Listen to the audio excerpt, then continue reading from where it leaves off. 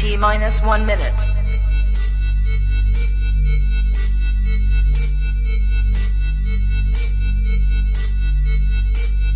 T minus 50 seconds.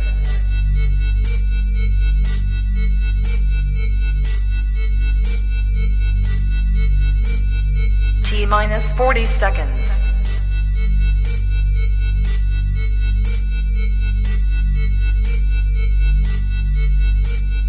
T minus 30 seconds.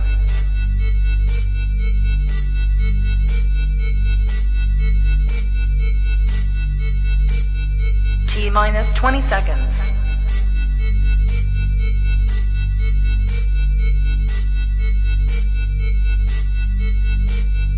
Ten, 9, 8, 7, 6, 5, 4, 3, 2, 1, 0. Can we talk for a minute? Come on and talk to me. That's what I wanna do. Come on and talk to me. Come on and talk to me, baby. Come on and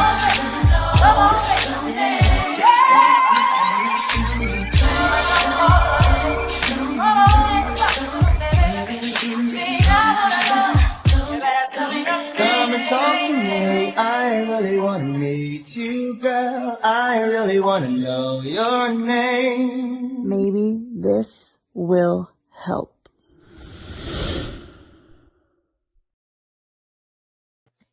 Maybe it will. For sure it will. There it is. Listen, I'm gonna let in honor of what today represents, I'm gonna let Mike open up the show today. Go for it, brother. Bishop. All right, ladies and gentlemen, welcome to another episode of Maybe This Will Help the Podcast, where we talk about relationship talk you could relate to. Now, that's not just romantic relationships, that's platonic relationships, that's familial relationships, relationships with God. You know, it's any relationship you can think of. Situationships, PlayStationships. Golly. You know, we get into all the ships here on Maybe This Will Help the Podcast in hopes that maybe what me and my brother Donovan discuss here on the show, of course, with the audience input, will help somebody somewhere. Best beware of my crew. I don't regret it.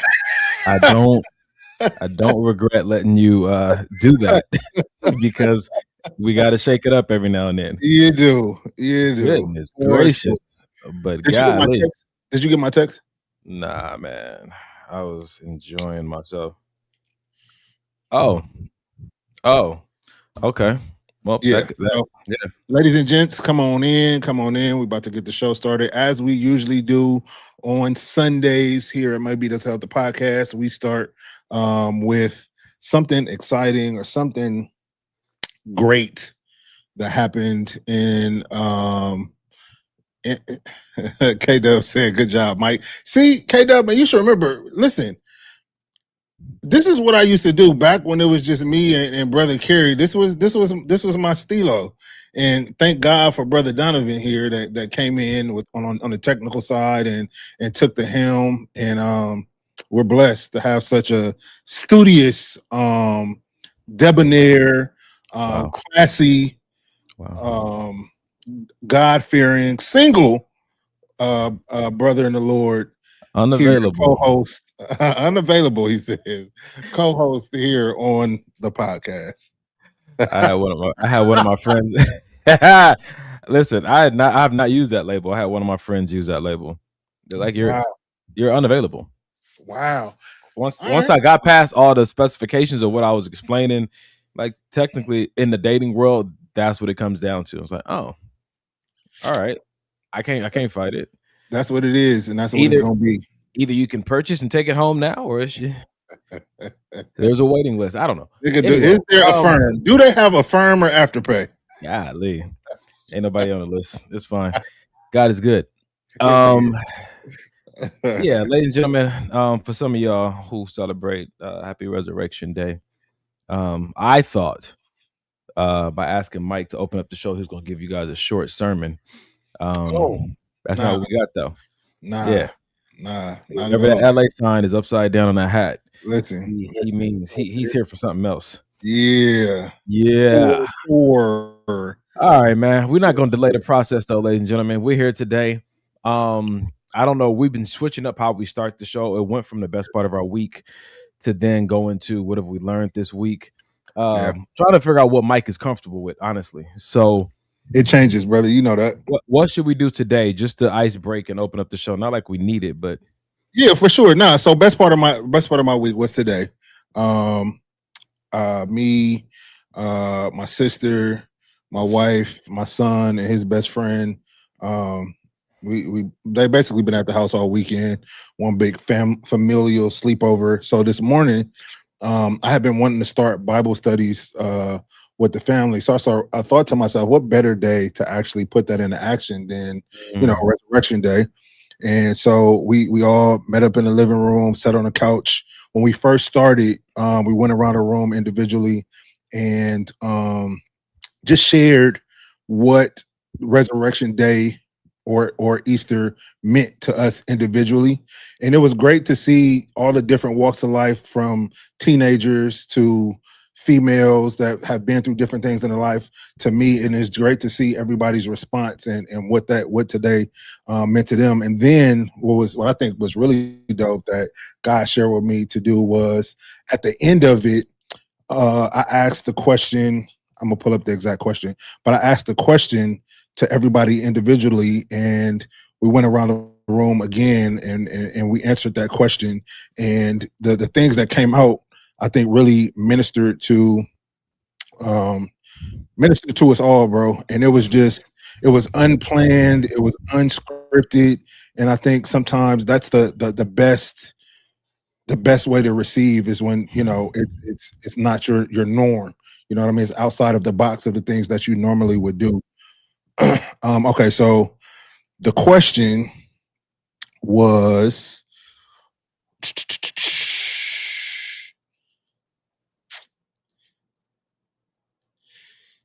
bear with me, and if I can't find it, then I'll just paraphrase.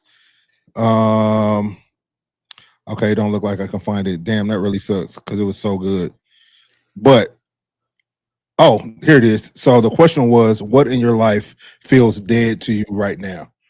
So we was talking about Resurrection Day. We all went around and we talked about different areas in our life that feel dead that we would like to, rise again, give life back into. So even from Denim, Tyler, they shared some really deep things.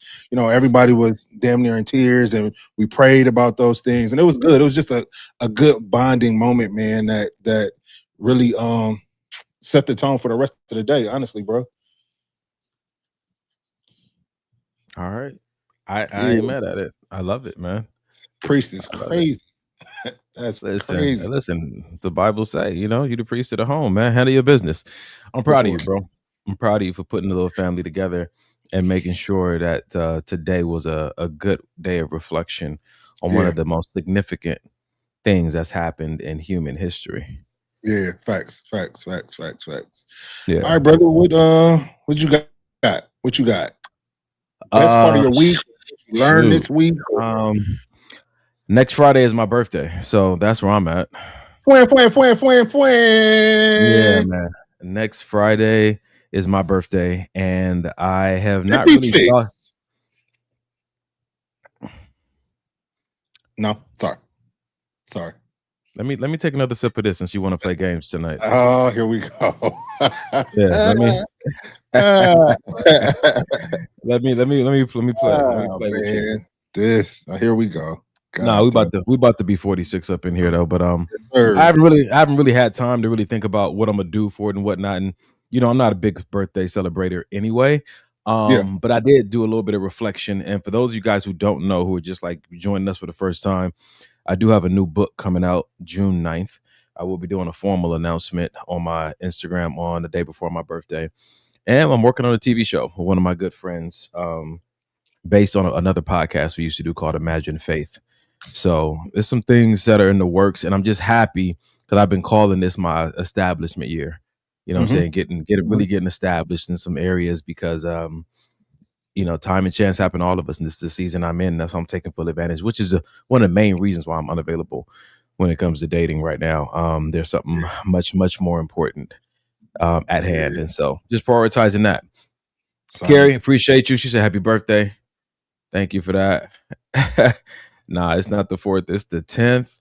What up, McJellin? Good to see you.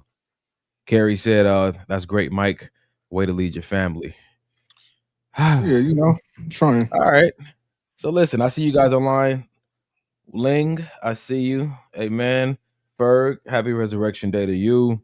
Erica said that's a great discussion question, bro. So I guess that's me and him gonna be talking about that on Tuesday when we have our brother time. Yeah, right. You are live on Instagram. All right, cool. Well, then let's go ahead and get into the show, bro. All our platforms are up. We're on YouTube, Facebook, and Instagram. We're about to get into today's show. I today want to have a little bit of fun. I want to open up, but I'm gonna open up by telling you guys the title of the show. If nobody's ever looked at it, like Mike doesn't, how to test your boyfriend or girlfriend. Jesus. Okay. How to test your boyfriend or girlfriend. And the reason I want to bring that up on today's show is because I think that some people say, don't do that. But how many of us are doing it and don't know that we're actually doing it? There is a verification process, right? So before the show, I took a minute just so we can have a baseline conversation here. What is a test? A test is a procedure, examination, or trial used to determine the quality, performance, value, or presence of something. That's good. So for a lot of people, they're dating them or the dating experience is nothing more than a test. It's a series. It's a series of tests intended to reveal the quality, the character, the ability of a thing or a person. And I want to talk about the pros and cons of that and how that can become toxic. Right. You know what I'm saying? If approached from, you know what I'm saying, a damaged place, it can become if it's coming from a toxic place, or how it can be very healthy. For sure. Depending on how you approach it. So, Jenna said, test for what? Honestly, for some people, it can be a test for a lot of things, but mostly it's a test for partnership. That's testing the fabric of a person for partnership. And one of my friends, we were talking about this the other day before we even get too deep into the show about last week's episode when we talked about why did you choose me? Or that was 2 weeks ago. 2 weeks ago. Yep. 2 weeks ago, it's like, oh, you didn't choose me because you loved me. You chose me because you felt like it was time to have kids, or you were established, and you know what I'm saying, you saw me and like, okay, this is my time. I wasn't looking to marry you. I was looking to get married.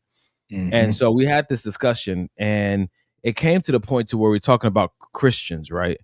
And how a lot of them gave some pushback about, I want somebody like you did on the show. I want somebody to marry me for me.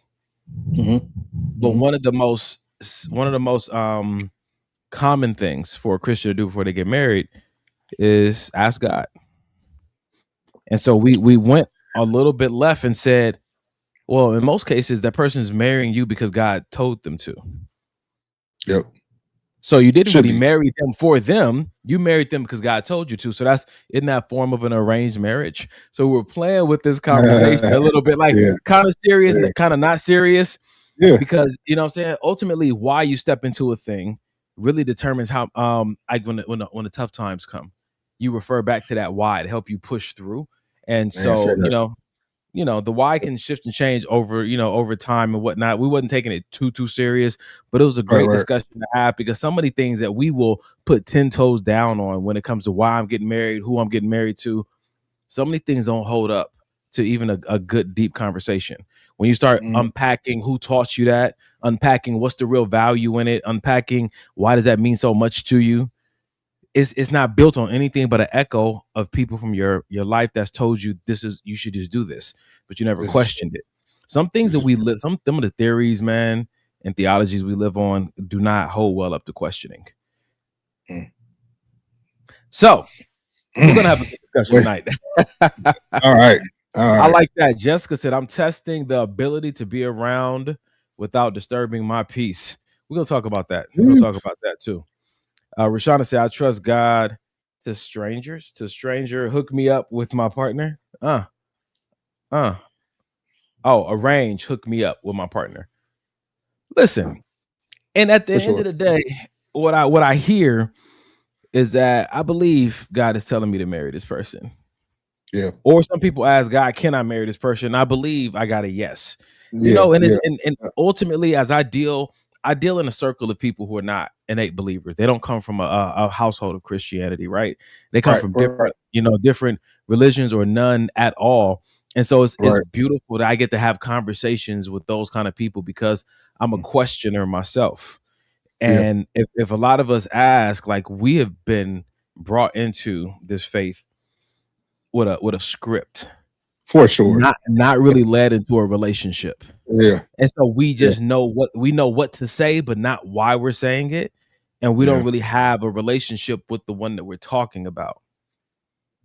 It's good. You know, and it starts to show up, you know what I'm saying? Especially when you are so-called trying to minister to somebody or disciple them, it's more pressure driven because you don't have any personal evidence to offer as insight into, hey, have you considered this? It's all Yeah. like you got you know what I'm saying to you. So Mhm. anyway, I think it's just worth saying, especially on this resurrection celebration. I'm not gonna say resurrection day because you know how the calendars and stuff get all messed up. But on this reflection of the resurrection, the relationship is one of the most important things, if Facts, not the bro. most important thing that we should be aiming for. But until we get there, this is gonna be a hell of a switch. How to test your boyfriend or girlfriend, right? So you guys already know how I feel about the title of boyfriend and girlfriend anyway. Yes. Or do they? Or do they? For those that are just tuning in. For those who are just tuning in, after a certain age, I just don't see how necessary it is. Mhm. And I also believe that wanting one could actually create an unnecessary pit stop on the way to marriage because you're trying to formulate something of deep value that has no covenant or covering attached to it. It's just an agreement between the two of you. Yeah. You know, and at the core, that's fine. But I think oftentimes boyfriend or girlfriend is being brought up in a conversation with husband and wife, and you're like, yo, they are nothing like each other. Those Nah. titles hold nowhere near the same weight, nowhere Nah. near the same expectations should be had. It's not a husband junior. It's not. You're either my husband, my wife, or you're not. And that's crazy because I'm wondering now that you're saying all this, and I don't want to go too far off topic, but I'm wondering now that you're bringing that up, is the divorce rate so high because people are treating their marriage like they treated their boyfriend and girlfriend relationship, and I not was giving it the respect and the honor and the reverence that covenant is due because you treating it like you was treating it right before you got married when you was just boyfriend girlfriend. And so the thing about it, like what you're saying, if it was an actual thing of significance, I would not need to treat my boyfriend, my girlfriend like my wife or my husband. I would treat them like a girlfriend. I would Yeah. treat them like a boyfriend. But because Yeah. it's really nothing, you're treating your boyfriend like a husband because a husband is something and the boyfriend Yeah. isn't. Now, again, I'm Yeah. not against it. I already told one of my friends, like, under the right circumstances, when you like somebody enough, you'll make accommodations. Yeah, for sure. I don't want to. Under the right circumstances, I might be on the show talking about I got a girlfriend. You know what I'm saying to you? But yeah, so to answer your question, do I think that's the reason for the divorce rate being so high? I do not. I think that lack of being able to communicate why you want it, because that goes into anything you want in a relationship that is potentially romantic or a marriage. Not communicating properly why it's important to you, or anything. You know what I'm saying? When it comes to that in life, when you get into a marriage, I think that divorce rate is I think it adds to it. Let me just say that because there's so many different components, so many different nuances, For not sure. one answer. But we Yeah. are all in another lane today. Golly. Yep. All right. So Rashonda said we too old for that. Right. I get it. Oh man. All right. So let's do this, man. I just want to have a little bit of fun to start the show off. One good thing I like to do to test a person's recoil when they get angry is to have a little fun with them after maybe we've exchanged some words of disagreement, just to see how deep they fall into their emotions when a disagreement happens. If this right here that I'm about to show you doesn't pull them out of it, for me, they might have just failed that test. Why you wanna fight with me, baby? Wouldn't you rather make love tonight? Tell me why you wanna fight with me, baby. Let me show you I can make it right.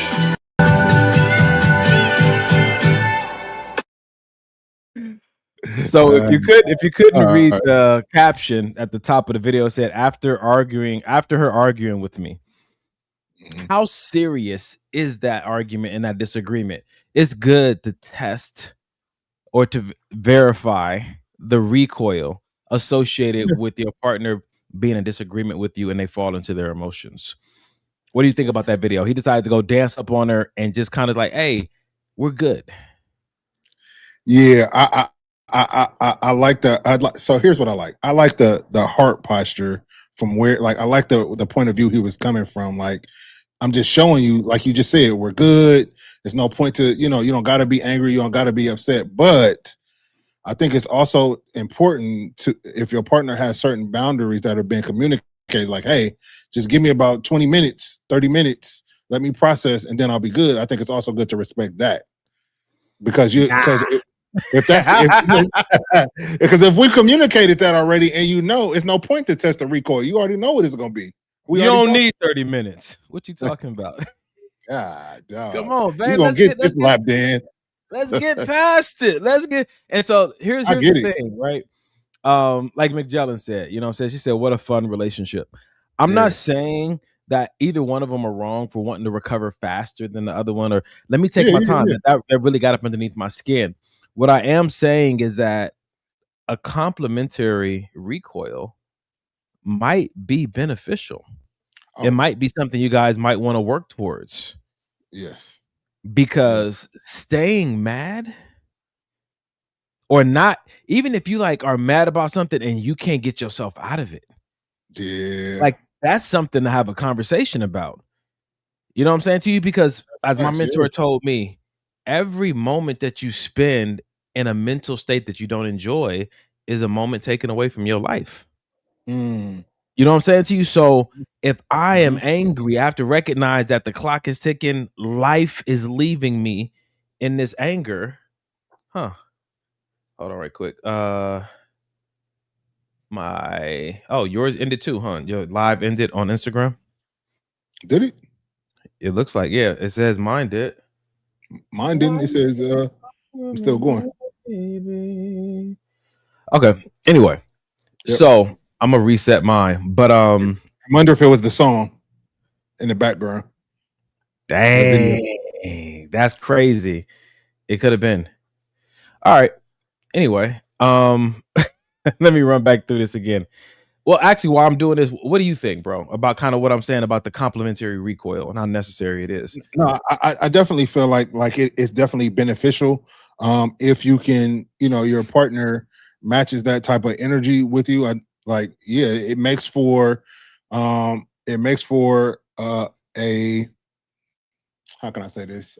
A more seamless type of relationship when you guys do get into sticky situations or uncomfortable conversations. I don't necessarily feel like everything has to turn into an argument, but if you guys do get into some type of disagreement, if you can bounce back just as fast as I can bounce back, then we can move forward like it's no big issue. And I feel like being in that type of relationship myself, I can definitely tell the benefits of it, as opposed to being in other relationships where I got to wait a week for us to talk again. Or, if you do say you're okay, you're not really okay, because now you moping and one word answers and talking to you is like trying to pull teeth. You know what I'm saying? Like, that's not fun. Come on. And you know what? And it's not everybody's cup of tea. Fun is not everybody's priority. Yeah. And again, now this is him and his wife, right? Yeah. The beauty of this is that oftentimes what I've seen from people in marriages is that when they have disagreements, one thing doesn't come to mind. And that Mhm. one thing is that we're not separated. You're not leaving me. And I think that allows what he did in this moment to penetrate. He wanted Yeah. to have fun with her and dance on her and kiss on her, say, "Babe, we good," because he doesn't have to fight against "you're gonna leave me."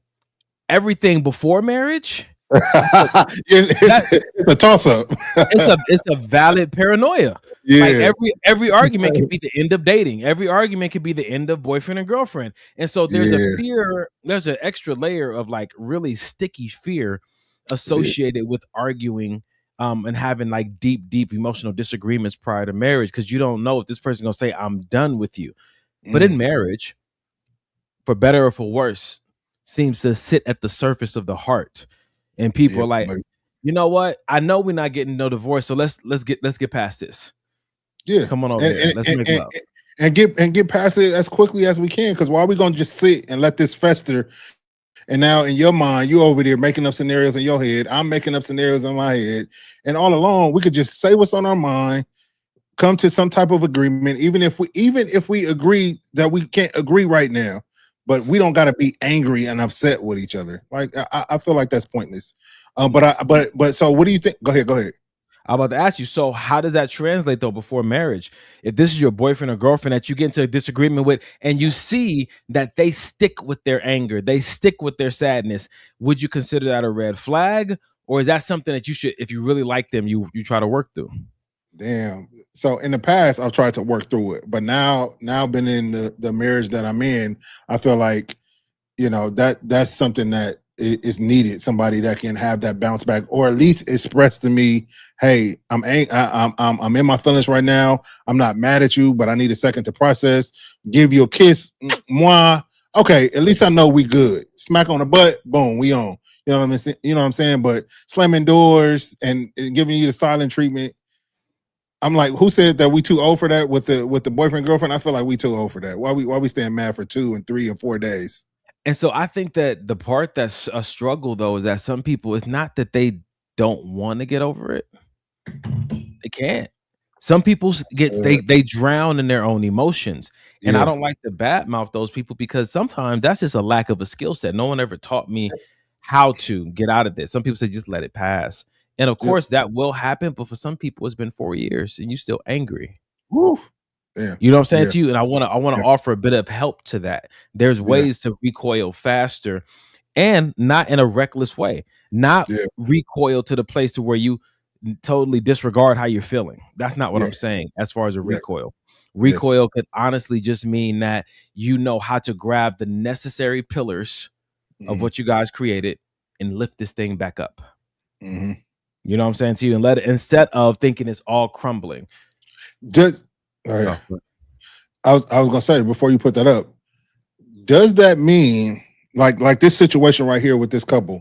Does that mean because they're smiling, because they're dancing, because they're kissing each other, does that mean that the issue has been resolved? Or does it simply just mean, hey, we can talk about this and still be in a good mood? We can have this same conversation and then not have to come to raise voices and things we don't mean and things of that nature. When his wife was looking at him, the way she was looking at him after they had this argument, and he turned on a song and started dancing on her, what it signified, that was the most important thing, is that we're on the same team. And I think that's what people forget when arguments happen. A disagreement or an argument doesn't mean that they are the ops now. They're not opposition just because you guys have some opposition in the moment or disagreement. And I think that that's what happens when you can go from loving on somebody, kissing on somebody, to having an agreement, to cussing them out. Somewhere in your mind, they shift from lover to enemy. Ooh. And you have to ask yourself, dang, why is that such an easy thing for me to do? Because if it's, you know what I'm saying to you, and I think that that's a personal conversation you have to have with yourself, but at the same time, when your partner is extending that olive branch, remember the heart of the person that you're dealing with. Like, I think that if nothing more, that dance on her and that kiss was just like, we have disagreement. We're gonna talk through this, but we're gonna talk through it like partners. We're on the same team. Yeah, I got a question for you. Yeah, bro. Ali said this a little bit further up. Ali said, if he can dance, absolutely, but not after an argument. That indicates he doesn't respect me nor take what I say seriously. So what do you say to, a woman or a man that feel like, oh, you joking right after I was just serious? You clearly are not thinking about what I had to say or care about what I had to say. If you're in a dating phase, that is incredibly valuable data to have gathered. But in a marriage, you should have got it before the marriage. You should have known this. Should have pissed her off before y'all got married. To see now, what I'm saying though is that in the dating environment, if you go into it not knowing what you really want or what you're looking for, everything starts to seem acceptable. Bruh, tell me about it. If you go into it with your goal in mind is only just to please that person, you'll find yourself purchasing and invested and attached and committed to things that you don't really enjoy, and now you got to do it for the rest of your life. Mm-hmm. You know what I'm saying to you? So in the dating environment, you have to, if that comes up, you have to ask yourself like, oh shoot, like this is how they tend to handle, you know what I'm saying, conflict resolution or critical conversations, or you know what I'm saying, this is how they do it. I don't want to judge how they do it. I just have to ask myself, can I do this way for the rest of my life? And you're like, well, that's a bit dramatic. It doesn't have to be like that for the rest of your life. Well, they're showing you something. So if she's not in the mood to play around that, then have the conversation. Like, do you always process things, Or after you guys get through that last disagreement, at some point ask, do you always like take a while to processing like that? Because that's what you want to know about a person, because life is going to continue to throw things at you. And if this is how they process, what, like my mentor says, you are dating the mentality, not the man, not the woman. You're dating the mentality. And so that might be what you're going to have to, for lack of better terms, deal with in an actual marriage. And why it's so interesting that you just brought that up, because in my mind, I'm thinking, when you go to work and your boss piss you off, you don't tell your boss, I don't want to talk to you right now. You may have a whole nother meeting you have to have with your boss right after they piss you off. And you go in that meeting with a smile and of course, and I can get that done for you. So why you can't do that in your relationship? Why does it take 3 and 4 days for you to process? But when you at work or when you with your girls or something like that, you can get over it immediately. Or hell, when your dog chew up your couch, you mad for 10 seconds and then he back on the couch licking you on your hand. You know what I'm saying? Why can't the relationship get that same amount of grace? I don't think that people get over it at work. I think they immediately start looking for another job. They just don't say nothing. They just smile. They probably smile and happy because they know they're about to leave. They're about to get free. You know what I'm saying? So don't mistake a smiling face and a good demeanor for reconciliation. I think that people do smile, and I think that people do that because they know they're still getting a paycheck. So it's certain things that people are put up with in a work relationship because they know the benefits of putting up with it. I just had a conversation with a friend about the difference between a toxic romantic relationship and a toxic relationship with your boss or workplace toxicity. And they can produce the same kind of hardness inside of you, inside of your heart and inside of your mind. Right. But I will say that just because it looks like someone is respecting their boss, it's always good to understand what's going on behind the scenes, because that first scenario, I'm living it, or I've lived it in these last few years, to see people come to me and confide in me about struggles at work, and they'll show up doing their work, probably do even better work, but the plan is still exit, and they're already actively doing that. Right. When it comes to the dog, people's pets are like their children, so they have a reserved set of patience for them, and that's just the way some people are wired. Can they have that for their partner? They could, but here's the difference. And I'm gonna go back to this a little bit of psychology. People don't believe that their pets will ever leave them. And that's why they have a heart for them the way that they do, because this is forever mine. The reason people start to lack patience and compassion and empathy for a person, let alone their partner, is because there's always that fear that they might leave me. So they have to make sure they'll be good in case this person leaves me. If it starts to hurt too much, I have to just come back and take care of myself. People don't treat animals that way because they don't believe animals will ever leave them. Interesting. There's something about feeling like being in an environment where you feel like you can be left, that we have to, that it benefits us if we take, it benefits us if we take the moment to deal with the fear of being left out, forgotten, alone, and be able to be okay. Understand that does not dictate my destiny. that allows us to deal better with disagreements, I think. I can dig it. Erica said that's unhealed trauma that needs to be processed and freed up. Choosing to not let go and move on from an argument shows one, immaturity, and two, signs of manipulation. So let's talk about this for a second, because one of my friends did say that the guy wanting to dance on her after an argument was really just a guilt. It was a guilt striptease because he was the one that was he was wrong, and now he's trying to like, oh, babe, don't even worry about it. Let's just make a love. Because he was in the wrong. So yeah, you do have to watch out for a bit of manipulation when it comes to that, because regardless of what Babyface said about we got a way that's better than words.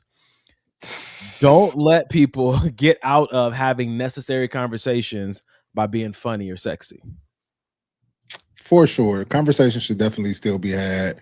But if you got to worry about, listen, if you got to worry about your partner dancing on you being your husband or your wife dancing on you and it being manipulation, you got bigger fish to fry than whatever that argument was about.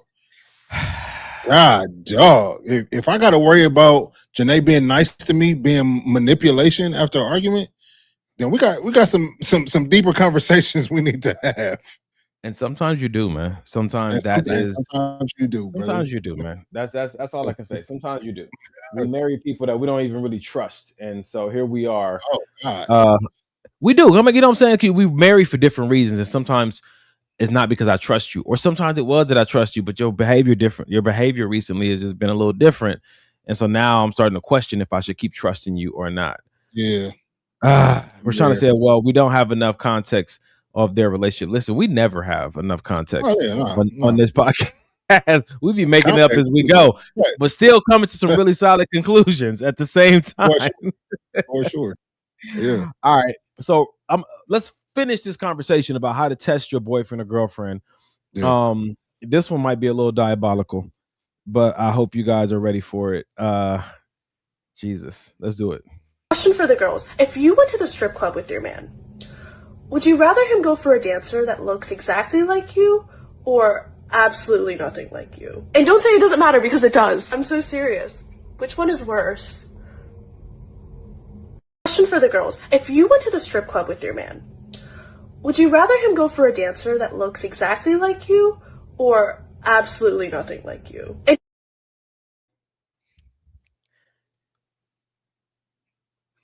So I want you to answer as is. I know that most of our audience are not strip club patrons, right?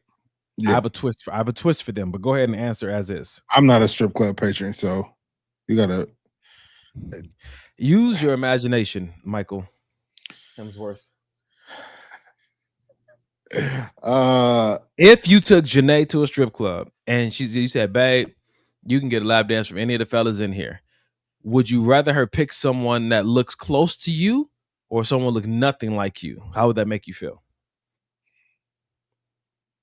Ferguson says someone like looks like me.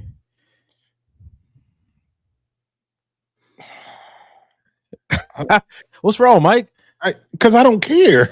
I don't care. I like not even in the smallest minute amount would I say, oh, shit, he kind of look like me. Okay, she do got a preference. Or he don't look nothing like me. I wonder if that's her type.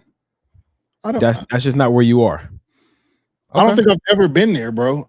Honestly speaking, I don't that doesn't resonate. I'm shocked though, because I know that you shared on the show before about certain insecurities that you've had in your appearance, but for sure. But I feel like those insecurities are not comparable to somebody else. They're just my insecurities. Got you. All right. What about you? Hold on, brother. Ali, no, I'm for sure answering. Ali said he better ask for the one who is hotter than me. Jessica said the one who looks like me. But why? We're gonna get into it. Your wife said, "Yuck, I'd throw up." Okay, so I got something for y'all.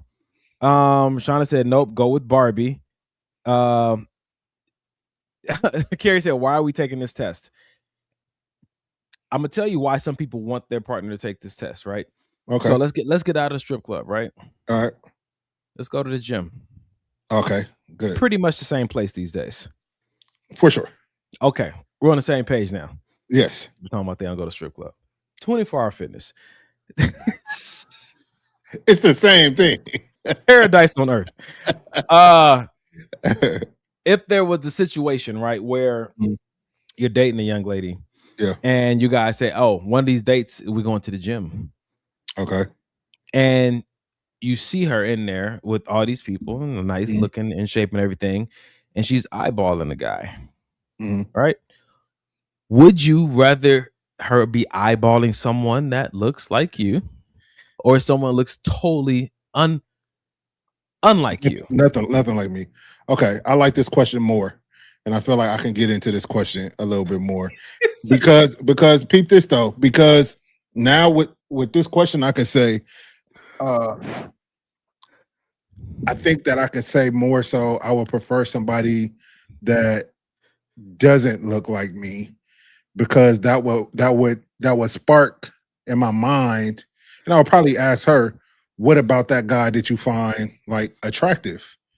You know what I mean? Because I want you to be able to look at me that way. So was it something about him? Was his pecs bigger? Was his biceps bigger? Was his legs bigger? Like what exactly, you know, or she could have just been like, oh, he had good form. I don't know. But what I'm not going to do is jump to no conclusions. Like, oh, you must think the nigga better than me. We jump to conclusions tonight. For sure. So listen, Rashonda said this is a dumb test. I agree. Most of the tests that people run are dumb. I think this conversation is necessary because a lot of times we don't even acknowledge that we're running tests, dumb ones. I think that in our mind, we start feeling some type of way when we see the person we like do something we don't like. And that in many ways is because there was a subconscious test being ran on them that we are not aware that we're running. Interesting.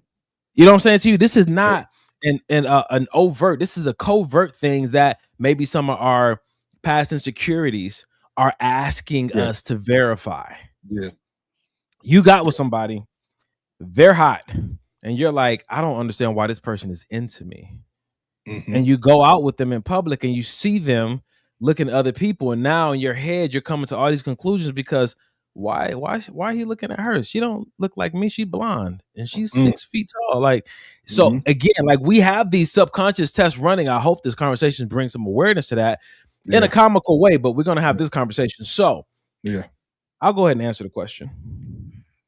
My brother.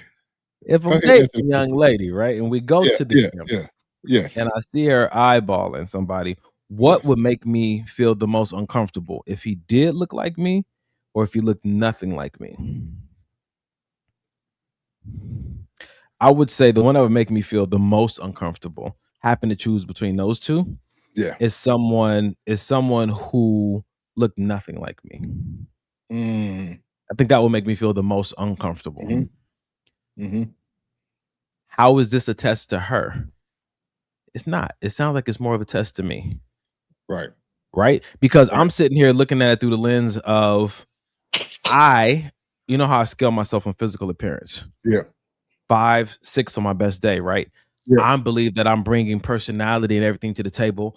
I believe that attraction is important, especially when you get to in marriage. I believe that, you know, if you don't take care of yourself, you may not look as good as you used to, right? And you want someone to really be into you. And so all these questions that I had as a kid, I remember one of my, I've told the story on the podcast before. I was in 6th grade, and I tried to get Tiffany, an 8th grader, to be my girlfriend. And she said no. I went home and I prayed and asked God for 2 things. 1, to make me every girl's type, and to give me bigger arms. I'm not playing with you. And I used to watch Popeye. And I was like, if I had arms like Popeye, she wouldn't have said no to me. This is probably why I don't like the whole girlfriend idea. Scarred. 6th grade. So again, I think that this test that you think you're running on them might actually be a reflection of what you're still struggling with, because when we find ourselves in need of extra verification, we do have to ask ourselves why. Why do I need to make sure? Why? We're trying to say it's helping you. Oh man, Rashana said I think I'd like to be opposite of someone's normal preferences because that means like me for real, not just physically. Or you could just be experimenting. God. That probably wasn't good. That probably wasn't good for your psyche. I'm sorry. Ooh, okay. Instagram, Erica said, please go for someone that looks opposite than me. At least I know you are not just with me for my looks. I need to know that my personality Interesting. qualities are more important. Some people say, don't go for someone that looks like me because then I feel like I have competition. Damn. You see, so again, this whole idea of testing your partner is revealing more to you about yourself than it is to them. Some people will go into a club, right? You go out to a bar with the person you're dating, and you Yeah. intentionally leave them. Oh, I'm gonna go to the restroom, or I'm gonna go See back what to they the car. gonna do. Exactly. You go and you kind of step to the side just to watch them. It's not them that's being tested. Bruh. It's really revealing to you something about yourself that you would even feel the need to run that test. And I'm not saying it's bad. I'm just saying become aware that there's certain things that are more of a worry for you. Yeah. And you could run your test or you could have a conversation. But if you don't think the person is going to be honest with you, the test will probably tell you more. That's valid, bro. That's good. Yeah. That's So solid. let's stay down this path, right? Let's stay on this path. Here is, I don't want you guys to pay attention. Here is the test that I think that most guys can relate to that they run on their girlfriends, right? If you've never ran it, I bet you the majority of guys have wanted to run this test. I'm willing to bet money on it. Oh, all right. Let's do it. Check this out, ladies. Do about it. Stop. Yeah, listen to your girl, little boy. Little boy. Go. No, hey, Maggie, go to the car. Let's go. Let's go. Giddy up. Andrew, stop. You're escalating. Stop. You're being crazy. Stop.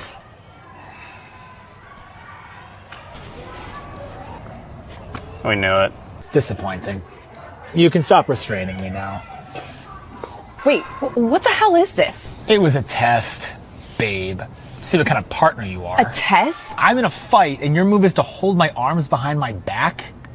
You know what I punch with? No, I was just trying to. We I know. Have you seen Titanic?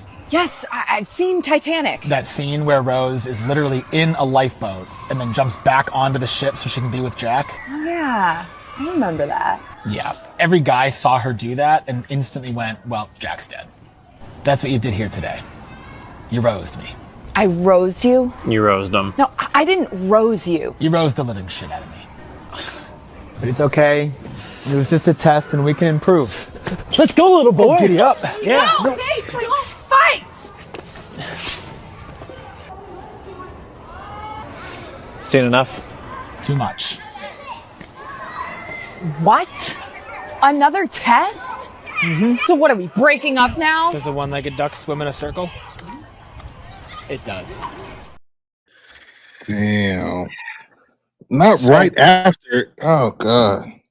So before anybody tells me I'm wrong, Mike, Yes. have you ever done it or have you ever thought about trying to see how a woman would be if you were to get into an altercation in Yes. public? I've done it with Janae. And why is this test important to you?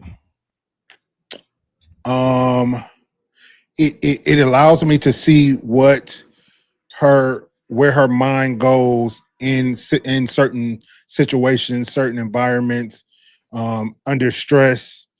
And you know me, I'm a real tactical kind of guy, and stuff like that matters big time to me because I need to know that, you know, if I'm out, God forbid, and we get into it, I need to know that in some way, at the very least, you're not going to cause me to get more injured or into more trouble. I'm not even saying you got to jump in. I'm not saying you got to have my back like that. But a way of having my back is at least don't get me fucked up. Listen, Erica said, "Oh, I'm a thug, baby. We jumping them." For sure. For sure. So before I even go into this whole reason, let me read some of these comments and then I got another question for you, bro. So let's see. Ali says, shoot, I've had to stop my ex-husband from fighting several times, but I was shoving him back, not holding his hands. So with that, hold on. Let's go back to Ali. With that, so now you're putting yourself in the middle of one man and another man in a heated altercation. So to me, that still, puts me in a position to where now, if I've got to focus, if he's charging at me and I got to focus on him, I can't keep you safe. Focus on trying to keep me safe, and you know what I mean. It's too much involved as opposed to just, I got a question for you though. I got a question for you because Carrie said, so are we supposed to hand you a weapon, call 911, sit in the car and pray? So in this scenario, he told her, go to the car. In most cases, if your man is not drunk out of his mind, Mike, support me on this if I'm wrong, or support me on this and correct me if I'm wrong. Mhm. If your man is out with you in public and he's not drunk out of his mind, majority of the time, his number one mission is to keep you safe. Should be, for sure, 100%. Yep. And I think that's instinctive, right? Yep. How could she have passed that girlfriend test for you? Go to the motherfucking ride. Am I missing something? And if I get the sense of the woman, I want to protect you too. I don't want to leave you here. Okay, well then scoot over at least. Go to the side, watch from a distance. If you feel like you got to call the police, go call the police. Do what you need to do, but do it over there out of harm's way. Ali said that's fair, but remember, I taught in Brooklyn and broke up many fights. I wasn't worried about getting hurt. I was keeping those I cared about safe. See, and that's where you need to be with a man who understands it through your lens, because he may not, and most men don't see it as your responsibility to keep us safe. That's something that a man may take pride in, that most men take pride in. Janae said, I'm only going to the car to grab the heat. Grab the burner, right? She obeyed, but she thought it meant, she thought you didn't finish your sentence. Go to the car, get the gun, and come back.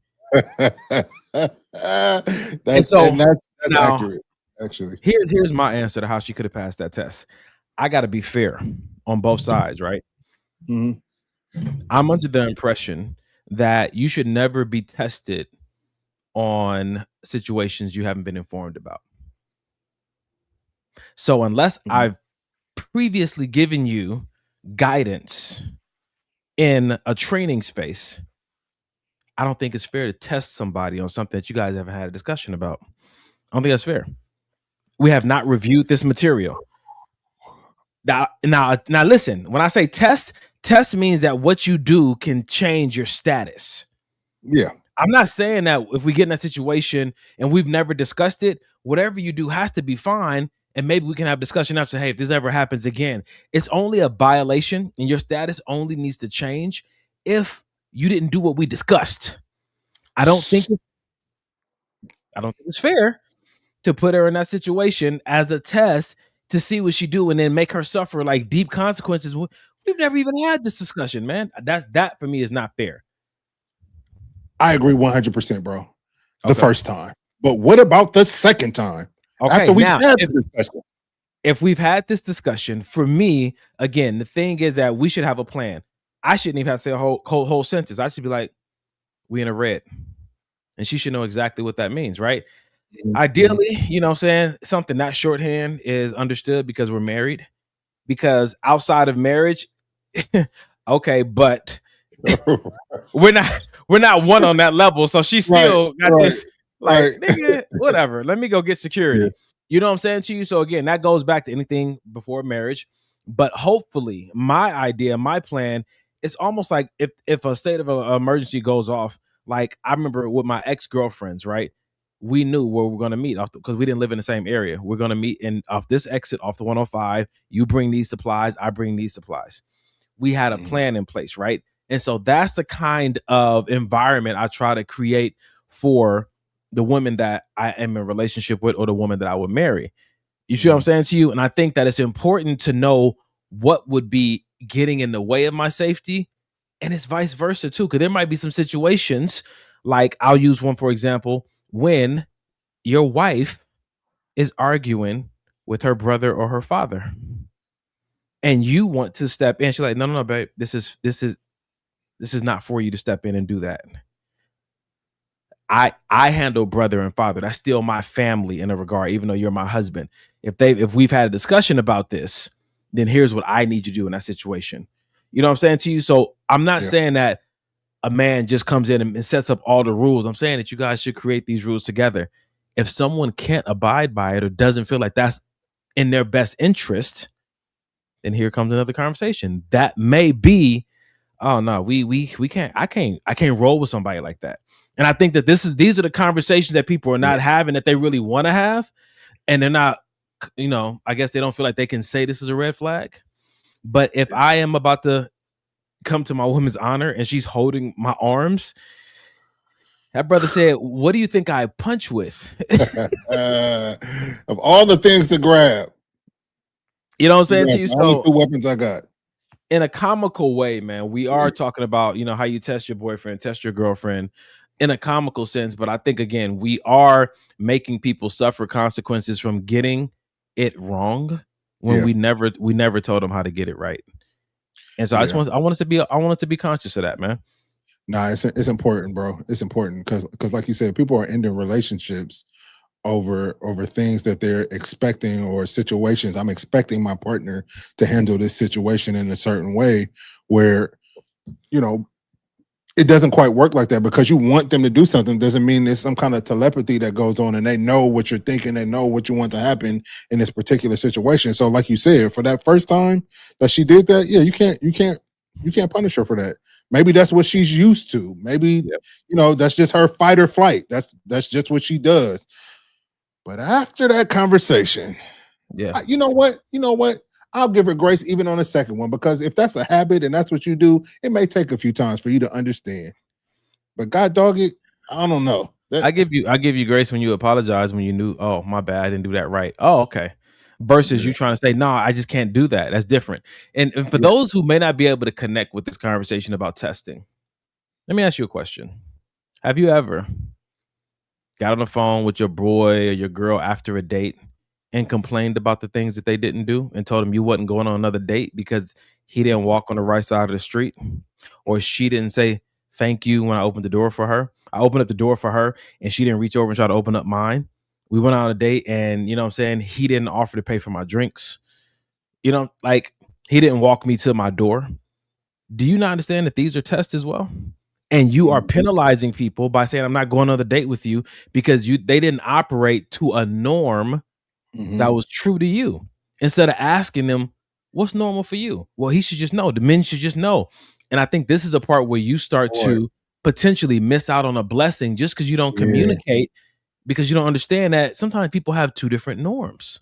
Those are tests. And you are testing somebody on a discussion you never had, and not knowing if they've ever been exposed to it, or if they know a different way that actually might be better than yours. But you're penalizing them. No second date, no phone call. You're ghosting them because they didn't do something the way that you wanted them to do it, but you never told them how you like it done, or even had a discussion about how you like it done. Now tell me how that's fair. I agree 1,000%. K-Dub said, but what if he gets his butt whooped? She said, that's a test too. How do we respond to that? I think that in his effort to protect you, right? Come on, man, stall him out.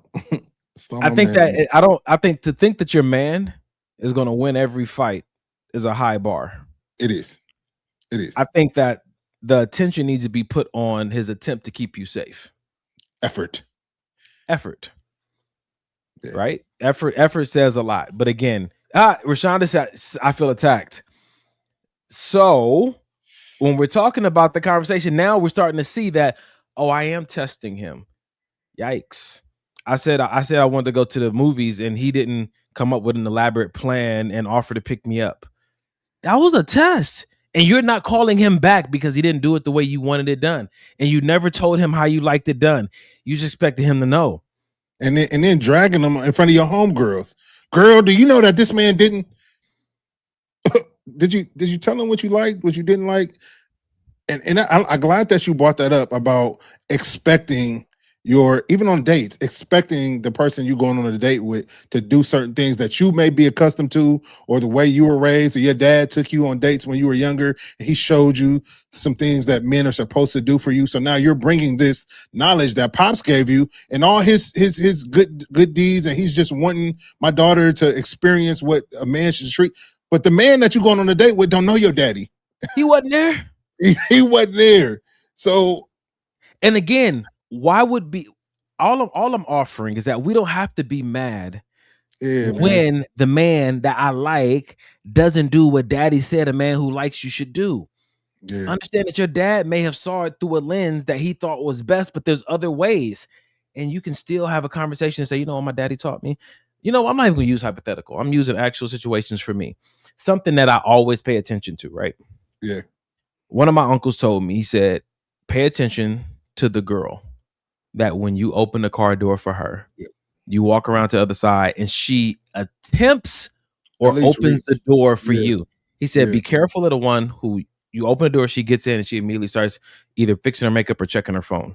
He said, he didn't say disqualify her. He said, watch out for that.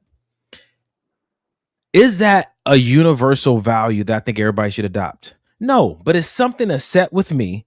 Yeah. Should I disqualify a girl because she does not reach over to open my car door unless I asked her and said, you know, this is important to me. Exactly. This, you know what I'm saying to you? It's almost like people, you get on the answer to the test. Yeah, because you're not testing. If you want them to pass the test, why wouldn't you? Because you're not testing. Like, understand what you're testing here. Yeah, come on. You know what I'm saying to you? You're not testing their ability to read your mind. You're testing their willingness. Like, are you willing to accommodate or at least have a conversation about why you're not willing? Like, you want to get to know or see them in a light that helps you understand why they do life the way that they do it. Bro, I see something brewing, bro. Go ahead. Yeah, man, because I'm thinking about even tests that I've done, whether it knowingly or subconsciously. I almost spit out my protein shake. Does she lotion her? Golly, he just gonna glance down. Nope. Listen, no callback. Disqualified. No, nigga, disqualified. Golly. Hey, Go so ahead, man. no, I think that it's dawning on me that these tests sometimes that we do, are we giving these tests to rule people out, or are we doing these tests in hopes that they'll pass? Because I think a lot of time we're doing these tests, it's like, he probably not going to even, or she probably not going to even do this. Let me see what they finna do. And it almost seemed like it's coming from a place where you kind of don't want them to win. It's almost like I knew it type of thing, as opposed to, I'm really trying to gain some data on this person, and I really like this person, and I hope they get this one right. Let's just see, as opposed to, I'm gonna see if I can. That's what it feels like, bro. And I think the heart posture behind why you're doing any of this stuff in the first place is very important. So I think you have to get back to why people test again, right? Yes. Why people test. And I've used this quote throughout my coaching career. You're only tested when you're being considered for a promotion. Mm-hmm. When you go back to school, when you were in school, the teacher would only test you to make sure that you grasp the information that she taught you and can apply it when appropriate. If you could get moved to the next grade. Right. Even with our spiritual walk of faith, when you are tested, you're not being tested on what you don't know. You're always being tested on material that you have knowledge of, that God has been talking to you about, dealing with you with. So when a test comes and the test is patience, or the test comes and the test is compassion, or the test comes and the test is really just trust me or be still, it's something that he's been talking to you about, because once you grasp it, then you can move on to the next level. For sure. I think, like you said, though, some people are testing people without giving them the material to study or having the conversation with them ahead of time, because they just really want to prove to themselves that people are as trash as they think. And you're using them not passing a test they had no information on to verify that they're trash. That's a rough one. Maybe it's to their best interest that you don't go on a date. Another date. I like What you got? I like what K Dub. I like what K Dub just said right here. She said, "In my 20s and 30s, the tests were screenings. Now the test seems to be more assessments." I like that. I like that. Wow, Rashawn said I did it to self protect. Ali said no because my 5-inch ass can't reach, so I'm not attempting. I'd be happy to buckle his seatbelt or start the car.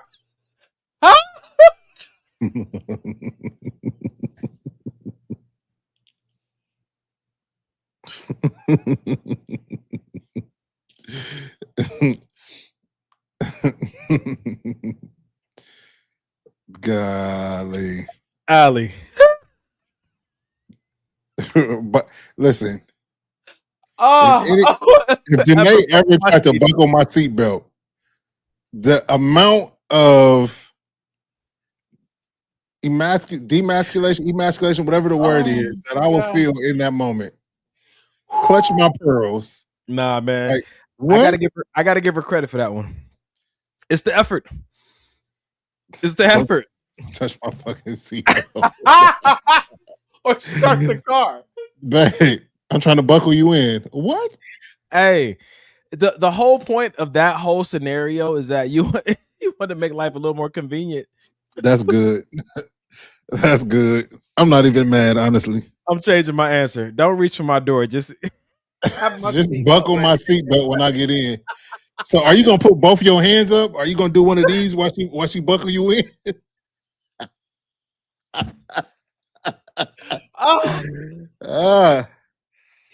Wow. All right, cool. Man. Cool. That was good. Cool. I like got that. a lot going on Instagram. Let me get out some of these, if I see you ever put your arms up, so your woman can buckle you in. Nigga. Hey, listen, don't be mad at me because I got a good woman. Don't be mad. Oh man. Oh God. That's good.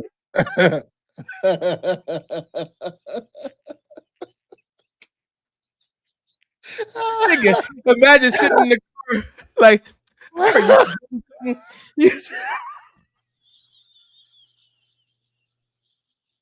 you know how women wait at the door for you to open it?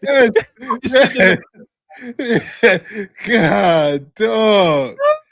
Yo. I'm here for it. My God, man. Golly. All right, man. Ooh, all right. So, John, I see you, man. John said, good point. Tests follow a review of material. Ferguson said, people test others in order to determine if how their partner really feels about them, or just to see how they would really respond to any given situation. Testing them to see how they feel about you is a dangerous sport to play.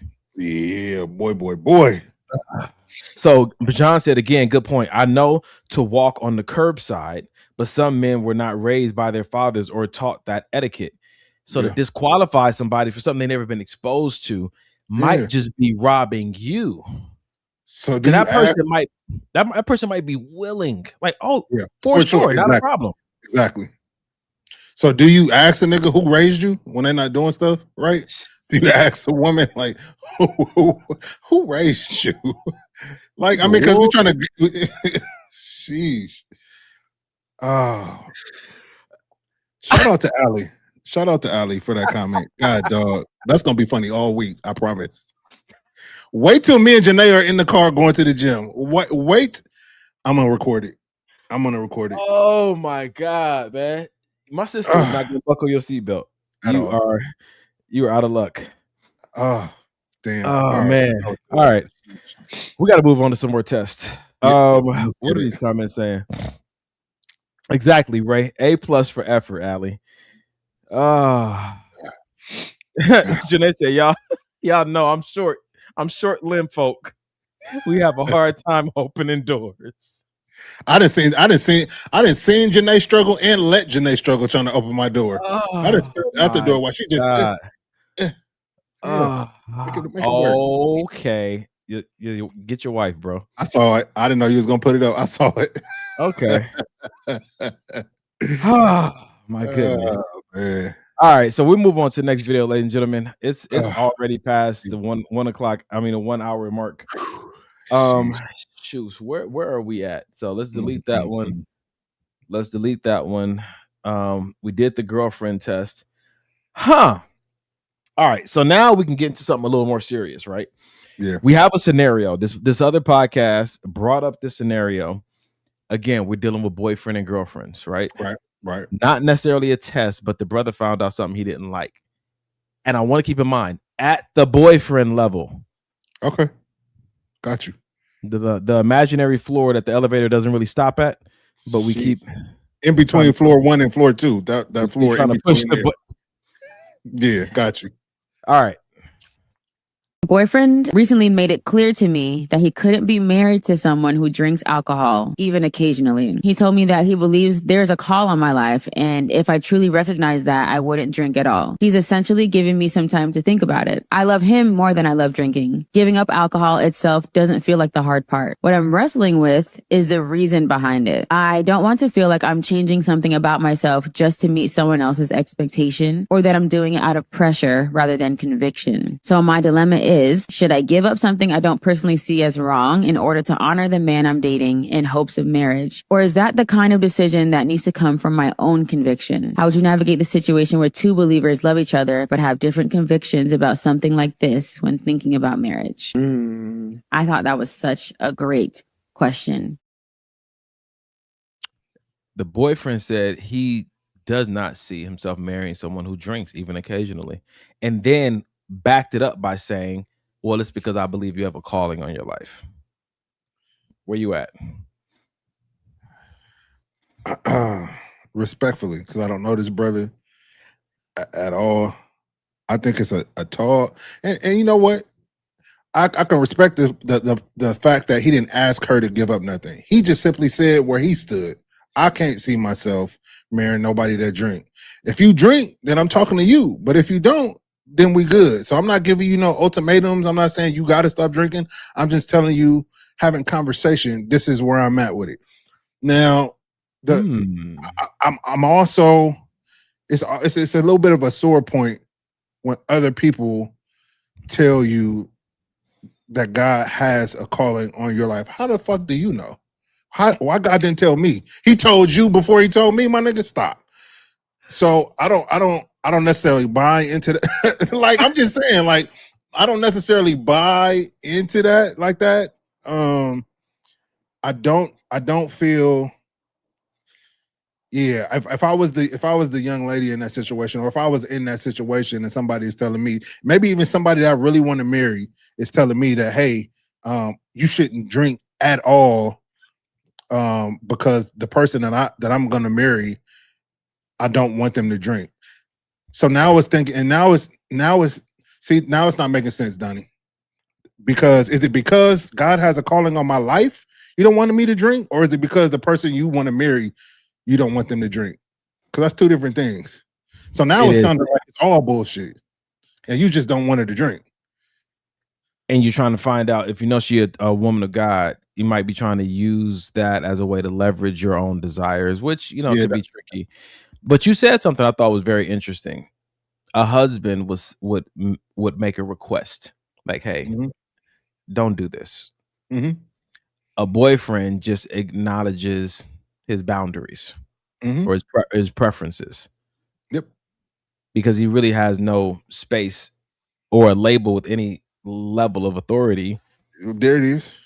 To request otherwise. That was interesting. So he did it the right way. With old girl, go ahead. I'm about to say, so her struggle was, do I do it for him or do I do it for myself? Or how would you have responded to her question? I would have responded. So this is how I responded, because it kind of struck me when she said it. She said something to, can you run it back? Because I don't want to paraphrase. I want to say exactly what she said. Boyfriend recently made it clear to me that he couldn't be married to someone who drinks alcohol, even occasionally. He told me that he believes there's a call on my life, and if I truly recognize that, I wouldn't drink at all. He's essentially giving me some time to think about it. I love him more than I love drinking. Giving up alcohol itself doesn't feel like the hard part. What I'm wrestling with is the reason behind it. I don't want to feel like I'm changing something about myself just to meet someone else's expectation, or that I'm doing it. You on mute, bro.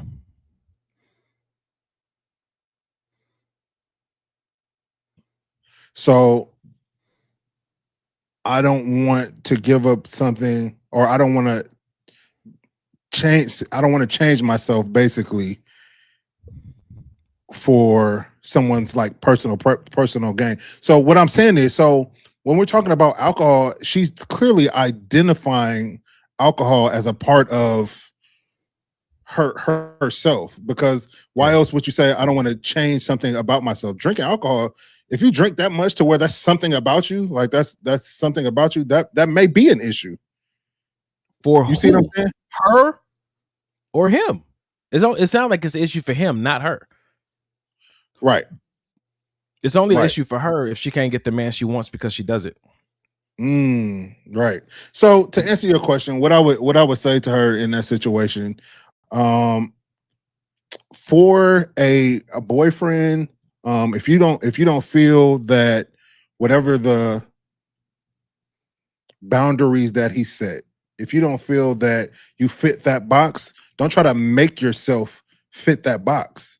Yeah. Because there's somebody out there that will accept you or whatever box you're in right now. Now, on the other side of it, like you said, if you feel that, man, listen, I'll give up everything, I won't take another sip if I could just be with this person, then do that.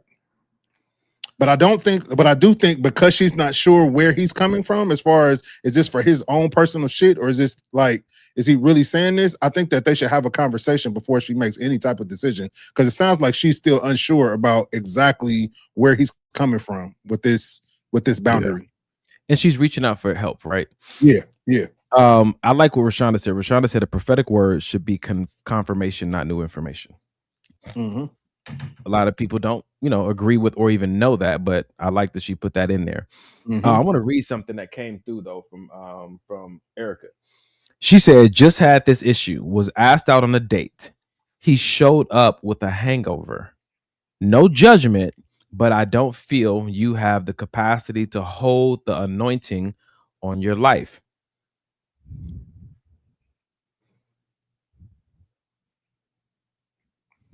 How do we know his life has anointing on it? So this is where we come, the full circle. It comes back to the norms. There are certain things that you believe. We believe that a woman should not drink alcohol when she's pregnant. Mm-hmm. You believe that, smoking causes cancer. Mm-hmm. When you start liking somebody, you have a tendency to start thinking about longevity with them.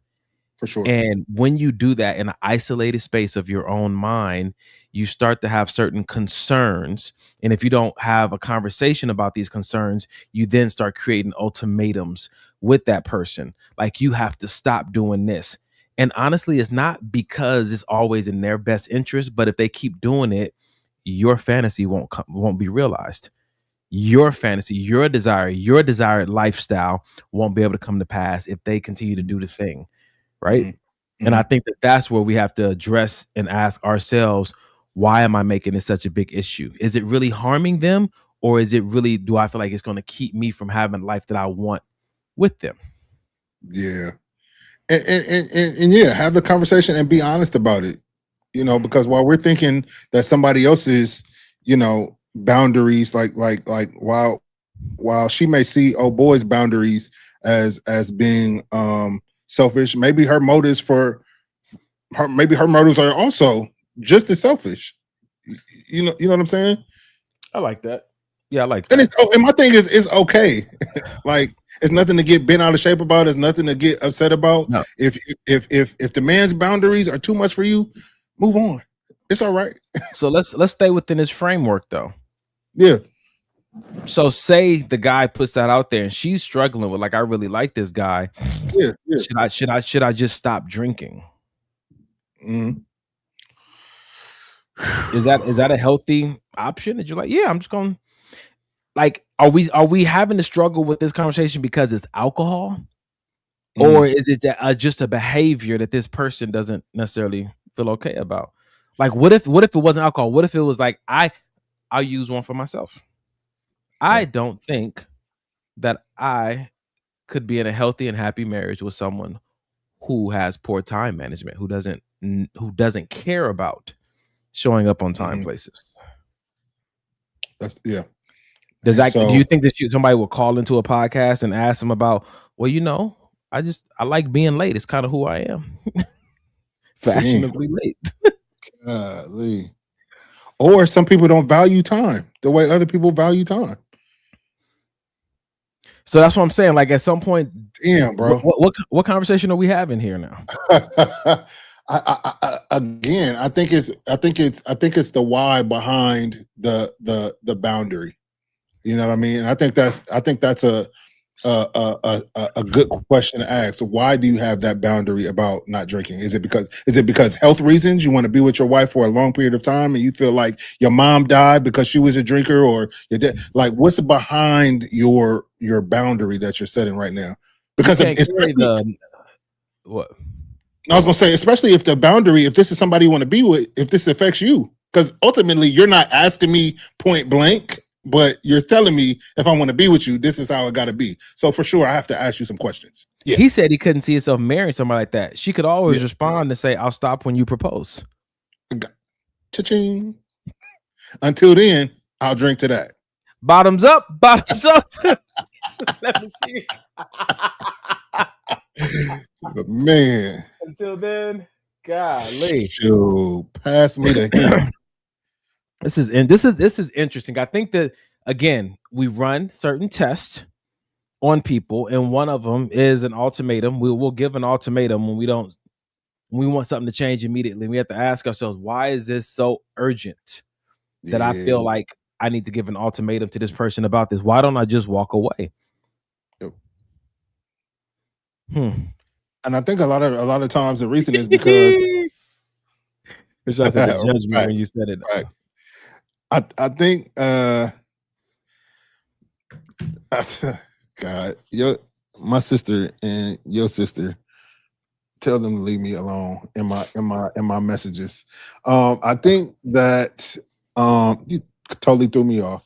Oh, I think that they do that because it's a fear of losing this great person. Like, for instance, if she thought this guy that she wrote in about, if she thought that this guy was like, oh man, best relationship I've been in, everything is so good. Oh man, he has everything I've been wanting, but it's just this one thing. So sometimes what people do is, fine, I'll just give up drinking because, like she said, shit, this may be the best I ever had. So I don't even care that this is something that, even with time, some people will be like, you know what? If they late, they late. They cross off every other box that I got. So if I got to deal with a little lateness, or if I got to deal with I can't take another drink for the rest of my life, then that's just is what it is. Hopefully they serving real wine at communion. I can have a couple of those. Only if you're Catholic. God, dog. So Ali said, occasionally having a drink has nothing to do with one's calling. I would dig deeper to find out who lied to him about that and where that false belief comes from, without judgment, then move on from there. And these are hypothetical situations. I'll give you another. I'll give you another one. I cannot see myself married to a woman who, on a consistent basis, put fast food in her body. No, I'm not talking about, on the weekend. You said on a consistent basis, yeah. Yeah, you know what I'm saying? If you meal prep the week on the weekend, you just want to get to it, for sure. But like, that's your main source. And it does sound judgmental, but how is the baby that we gonna make together gonna live off of processed food? You don't eat vegetables and fruit. You don't really drink water. You're a danger to my future. So no, it's funny, but seriously though, bro. And when you're talking about, and these are honestly, and this is real shit, these are the kind of things and thoughts that you need to really have with yourself, and conversations you really need to have with your partner before we even start talking about proposing and marriage. Like, it's certain things that before we even get there, I gotta see. Yeah. You know what I'm saying? Like, And, go ahead. Let me ask you a question, bro. Yeah. Before you got married to Janae, did you feel comfortable having and expressing your preferences? Across the board, my preferences. Yeah. Did you feel confident having them and expressing them? Yes, I did. I did. Maybe sometimes to a fault. Well, before you go to the fault side of it, I'm asking you that question. I want you to expound upon why you have so much confidence in it, because I think that when you get into this conversation about dating, right, that potentially does lead to marriage with somebody. The reason people finding themselves unhappy in marriage is because they weren't confident and didn't stand 10 toes down on their preferences. People think it's a sin to have a preference, or it's discrimination to have a preference. Like, this is my husband, my wife I'm choosing. Don't be discriminatory. Affirmative action. Everybody gets a chance? No.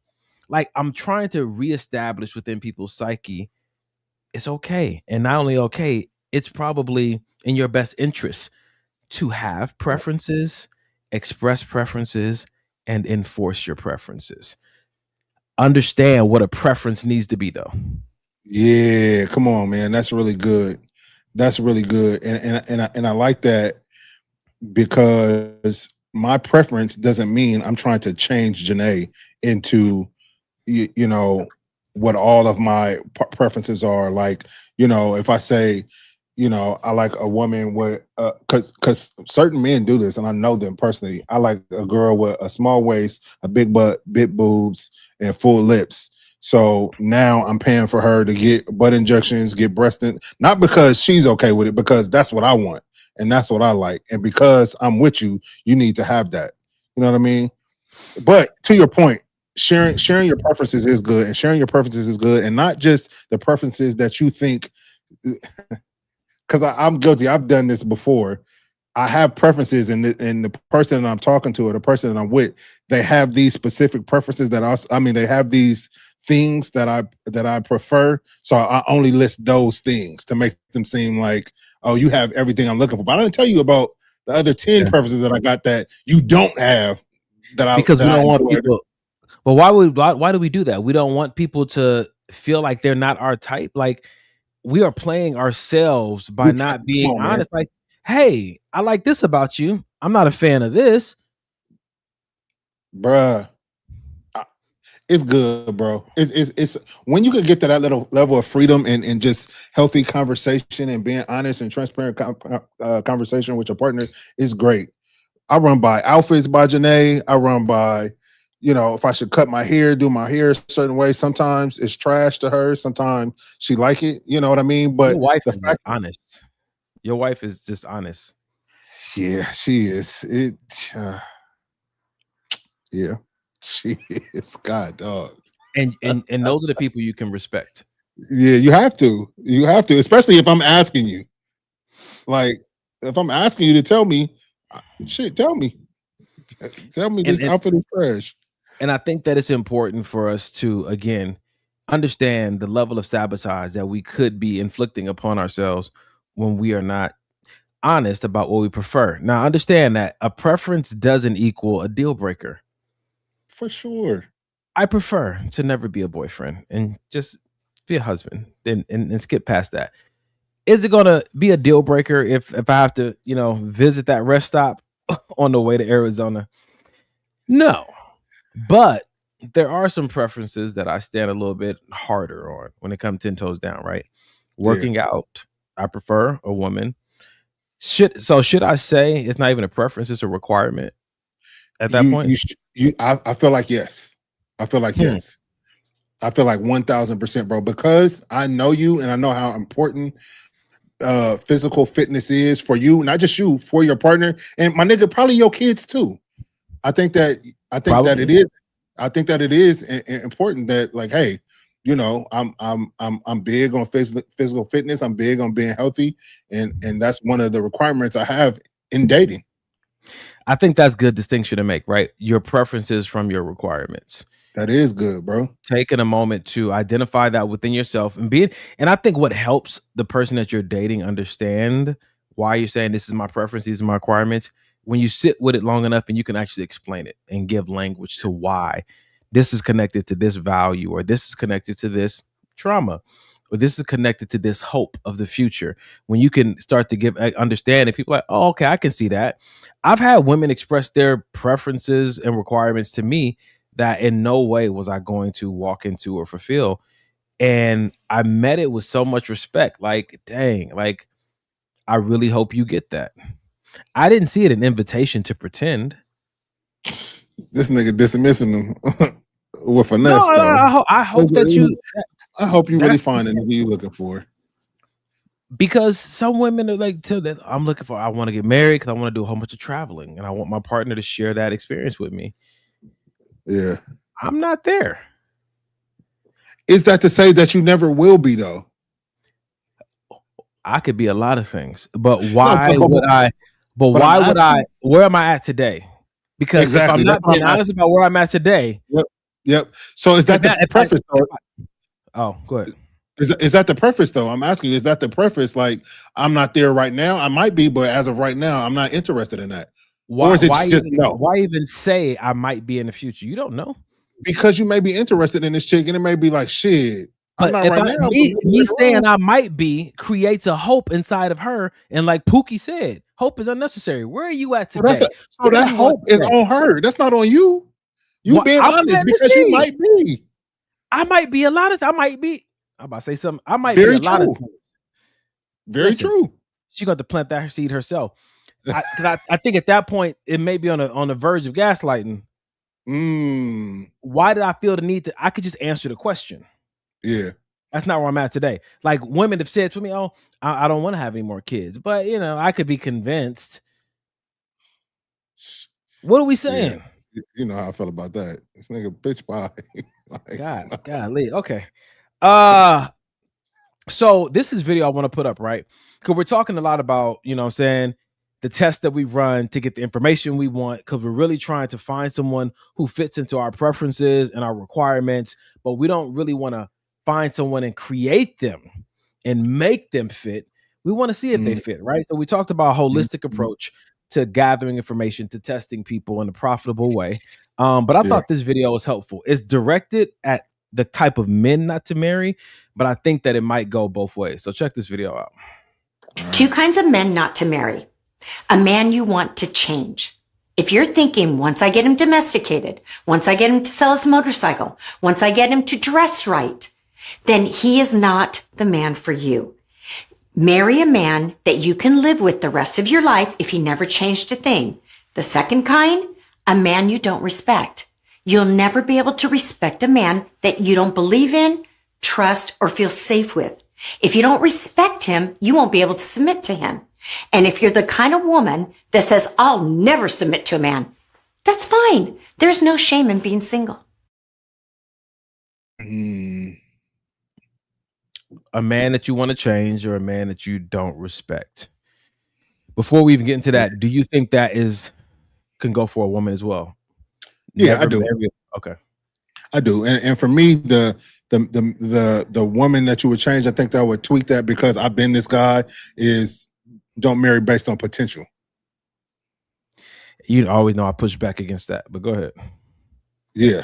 But here where I'm saying it from, because I was the king of, she doesn't have this, she doesn't have it, but I can help her. I can come in and get her to her fullest potential. So this is why I'm going to get married, when I'm ignoring all the other things. And I'm ignoring the fact that she never asked for my help. I'm ignoring the fact that she's had this potential for so long. I don't need to marry you in order to bring that back. Maybe I'm just supposed to be your homeboy, try to help you out that way. I don't got to marry you based on your potential. But see, this is the thing I don't think people understand about potential. Potential is the capacity or the ability to become something. So when people say don't marry for potential or don't date for potential, I don't think they're saying don't, because everybody has a potential to become something, but don't date or marry thinking that they're going to do with their potential what you want them to do. Yeah, with that's their what I'm saying. potential. Yeah. But I want to make that distinction, because some people say, "Oh, Yes. well, this person has potential. I can't date for potential." Like, no, that's not. I don't think that's what was necessarily intended to be conveyed. And don't think because you come in that they're going to fulfill that potential, because a lot of times what happens is they think they come in, they think that they'll help them fulfill this potential. The potential is not ever realized, and now you want a divorce because that's the only reason you got married. And just in short, I think that potential is realized through awareness, and then intentional personal development. Yeah. And and potential is going to be realized in a direction towards a thing. Yes. Right. Okay. Agreed. So back to this video about don't marry someone that you want to change. Yeah. How serious? I'm about to say, how serious should we take that statement? So talk about it.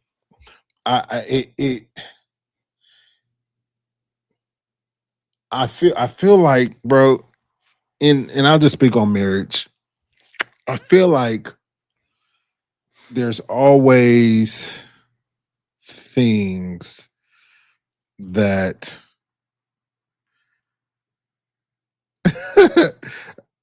it's closely linked to preference. It's closely linked to preference. So if I got a preference like, hey, I don't want to do XYZ. Maybe my wife doesn't do it, but maybe she's willing to do it because to fulfill one of my preferences. You know what I mean? So I wouldn't go as far as to say, don't marry anybody you want to change. It's not necessarily that I want a different person. I want you, but I want you to do XYZ too. You know what I mean? Which may be a change for you. I don't know if that makes sense. You know what I'm saying? So I do in a way, I do want you to change, and I don't feel like it's nothing necessarily wrong with that. I feel like I've changed a lot since being with Janae. Changes that she wanted me to make that I've made. Make that distinction though. She said, "Don't marry someone you want to change, like you want to be the one changing them, versus marry someone who's gonna change." Okay. I don't know why that does. I just can't swallow that pill. It's tough going down. I think that we should question it. I think we should open that up and say, okay, what's the deeper message here? Is it that I should not marry someone that I don't like where they are today, and the only way I'm going to like them is if they change? Or are we saying that, oh, I like who you are, and I'm hoping that you continue to move in this direction as well, and I want to help facilitate that.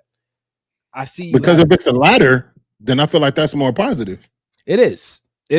But if you don't even like them, and you're like, listen, I'm gonna take this and make you into something that I will eventually like. Damn. Yeah, I can see that being an issue, bro. Yeah. It's more or less like I would like to participate in the enhancement of what you've done so far, which I think is great for a husband and a wife to do. I would like to participate in the enhancement of what you're doing. Now we talking partnership. Yeah, and it's still change. It's still a change conversation. Yes. Change, evolution, transformation. You know what I'm saying? That kind of thing. Yes. Now, with that being said, do you think anything should be added to that list? Don't marry someone you want to change. Don't marry someone that you don't respect. Is there anything missing from that list? And maybe one more that you would add. I don't. For me personally, yes. I will not ever marry someone that not argues, but likes arguing. I get some couples that may get into different arguments, and I'm not knocking that. I'm also not saying everybody argues, because I don't buy into that either. But I get, if you argue, okay. But somebody that enjoys arguing, I'll never be in a relationship like that again, ever in my life. Enjoys arguing in life in general or in romantic relationships? Well, right now we're talking about romantic relationship.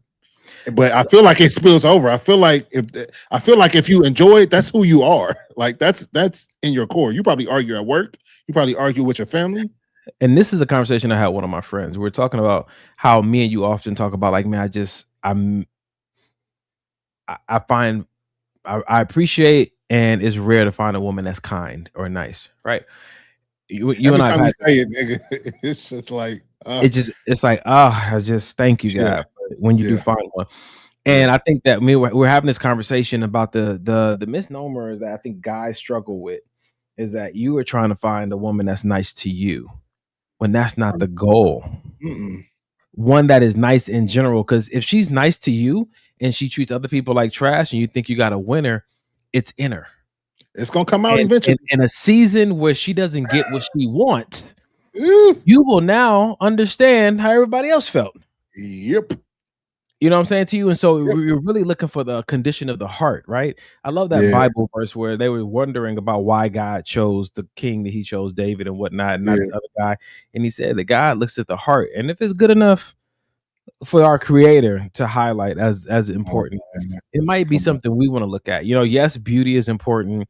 You know what I'm saying? Yes, skills and all that kind of stuff is important, but the heart, man.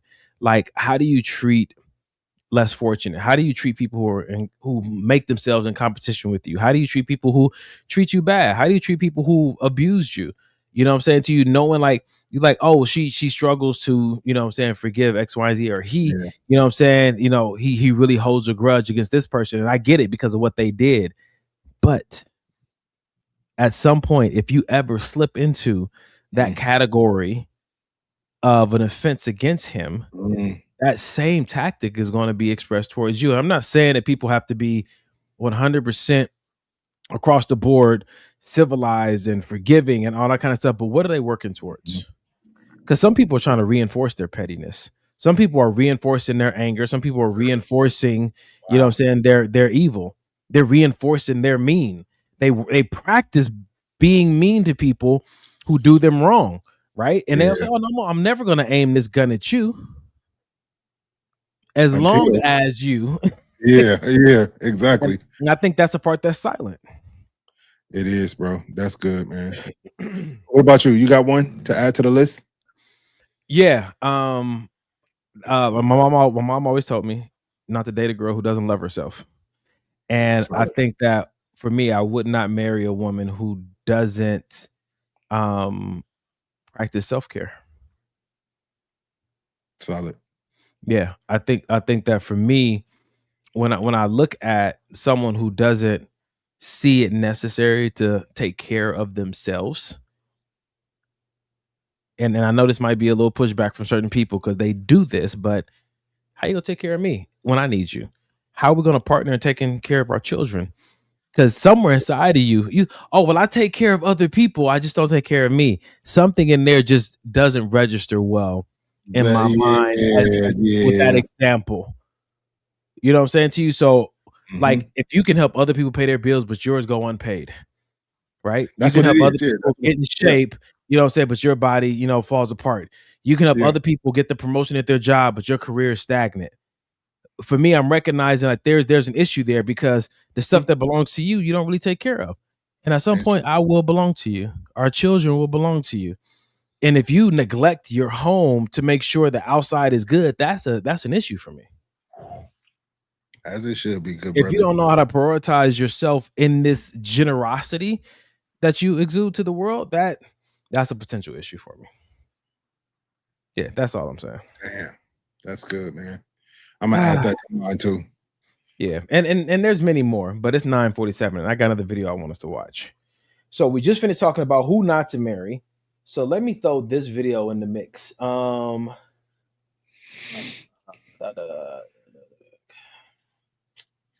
Is this? But on the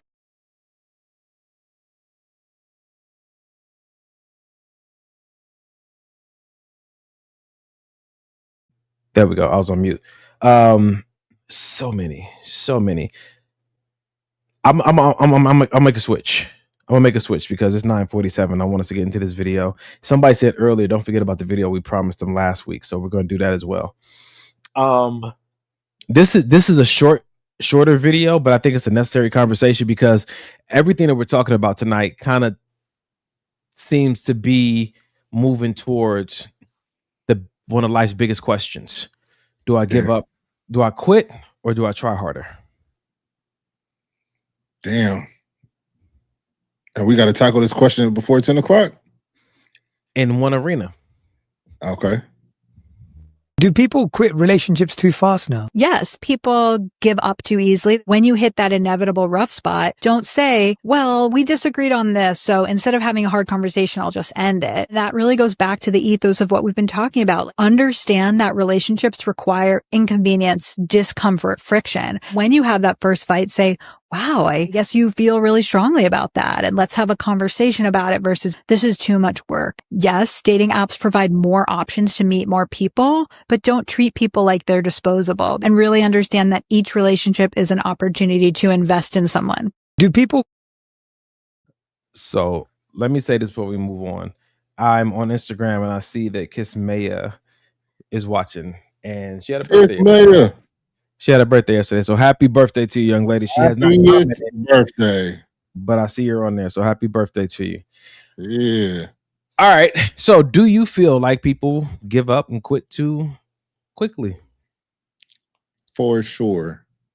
And when she said it, I had the reason why in my head, and then later on in the video, she said the reason. Options. People think they got options. People think I don't got to deal with that. So I'll find the next one. Swipe left, all the little quirky shit that people say these days to basically because either they don't want to dig any deeper, which is okay. You don't have to. You have every right to not want to get into deeper conversation or hard conversations with people that you're just dating. It's your right.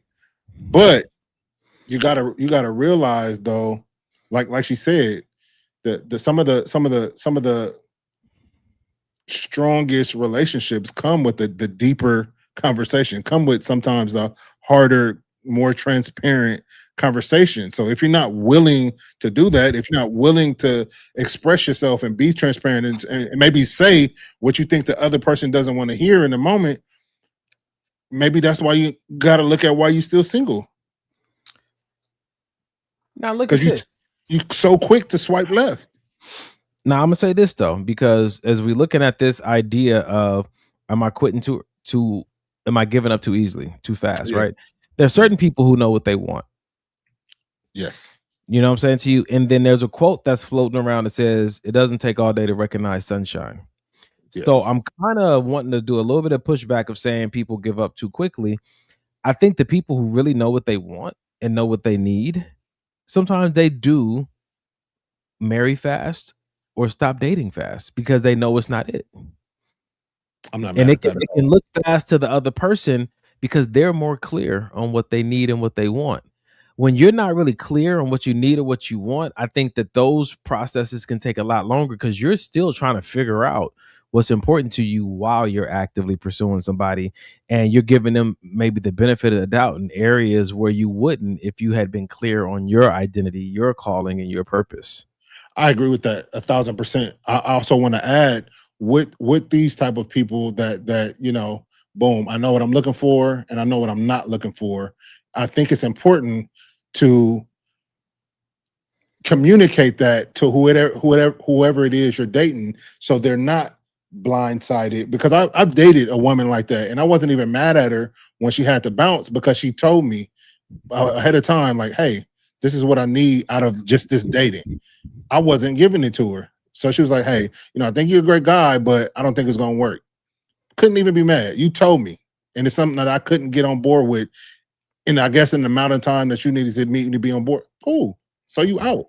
Not even mad at it. But I think the problem arises when that stuff is not communicated and it's not understood. And now it's like, well, I'm left with a question mark and we don't, and you in the wind, and I'm sitting here looking like, what the fuck happened? Who's that a problem for?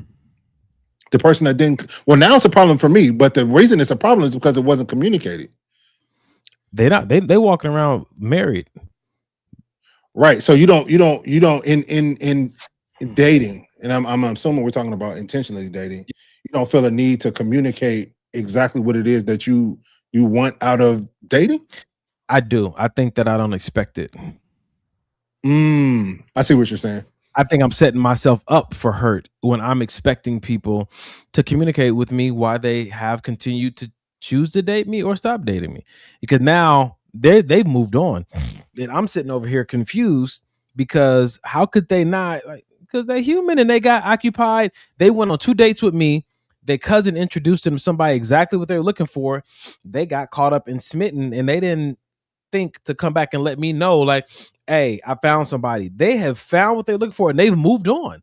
So I walk around with an understanding that if someone does take time to communicate to me, I appreciate it. And it's a luxury.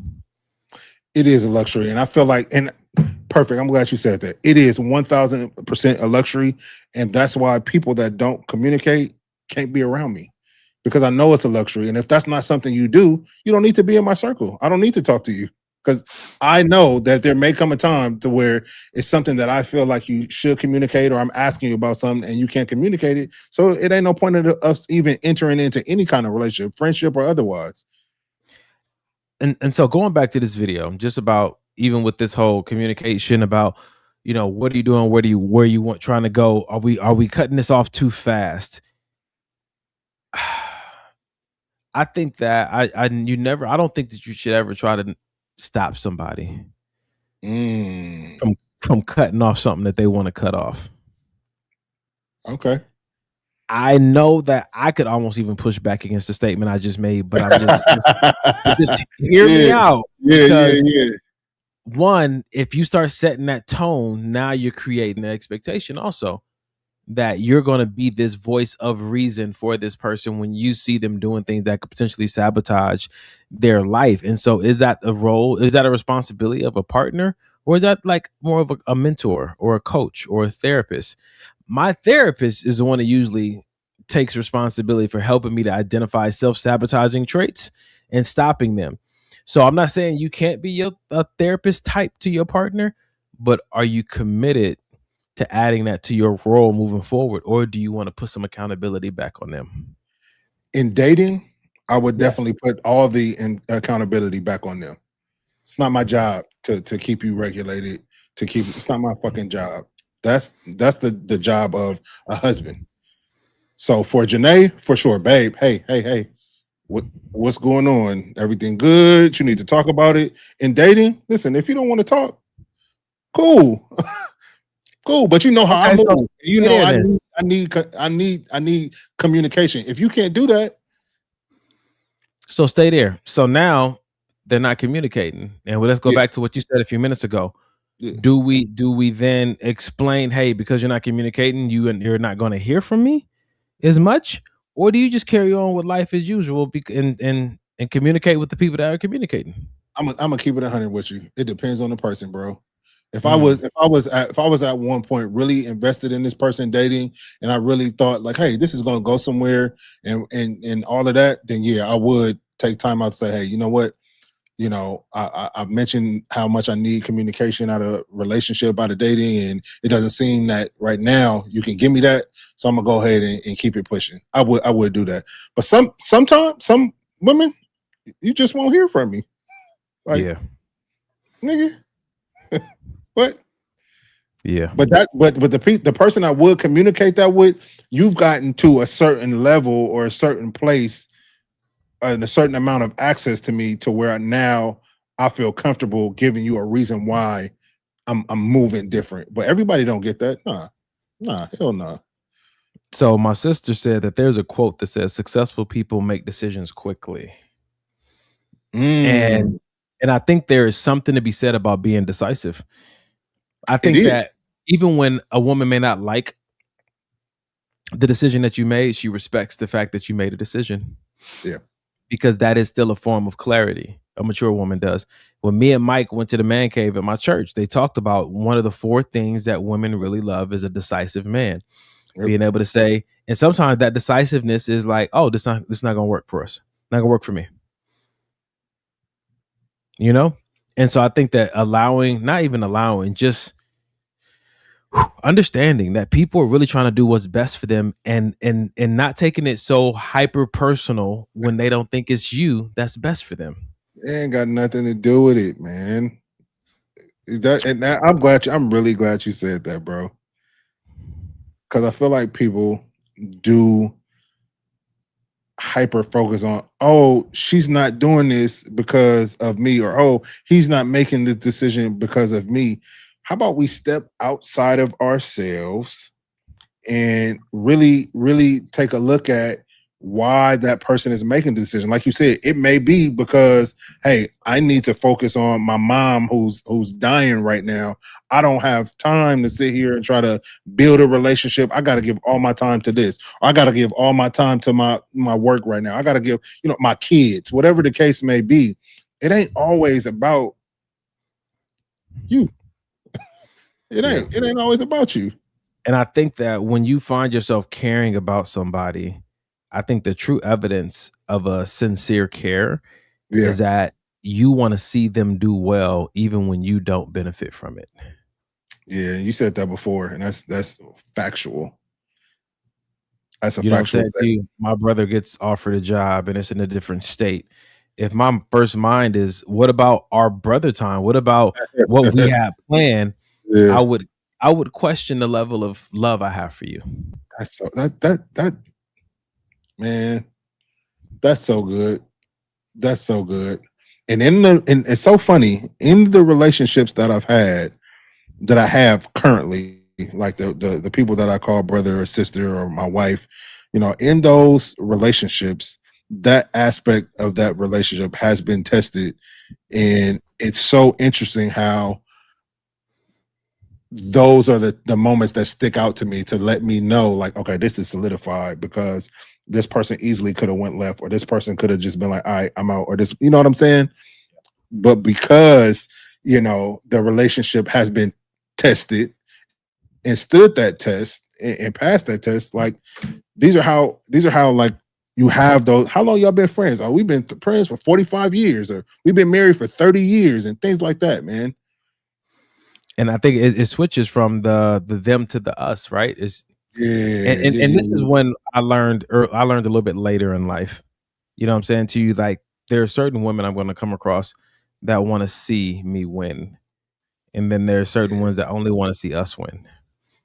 And they both sound the same, or they sound good on the surface. But when you get down to it and start to recognize that there's some sacrifices that come along with care and with love, and one of them is personal invested interest, self-interest.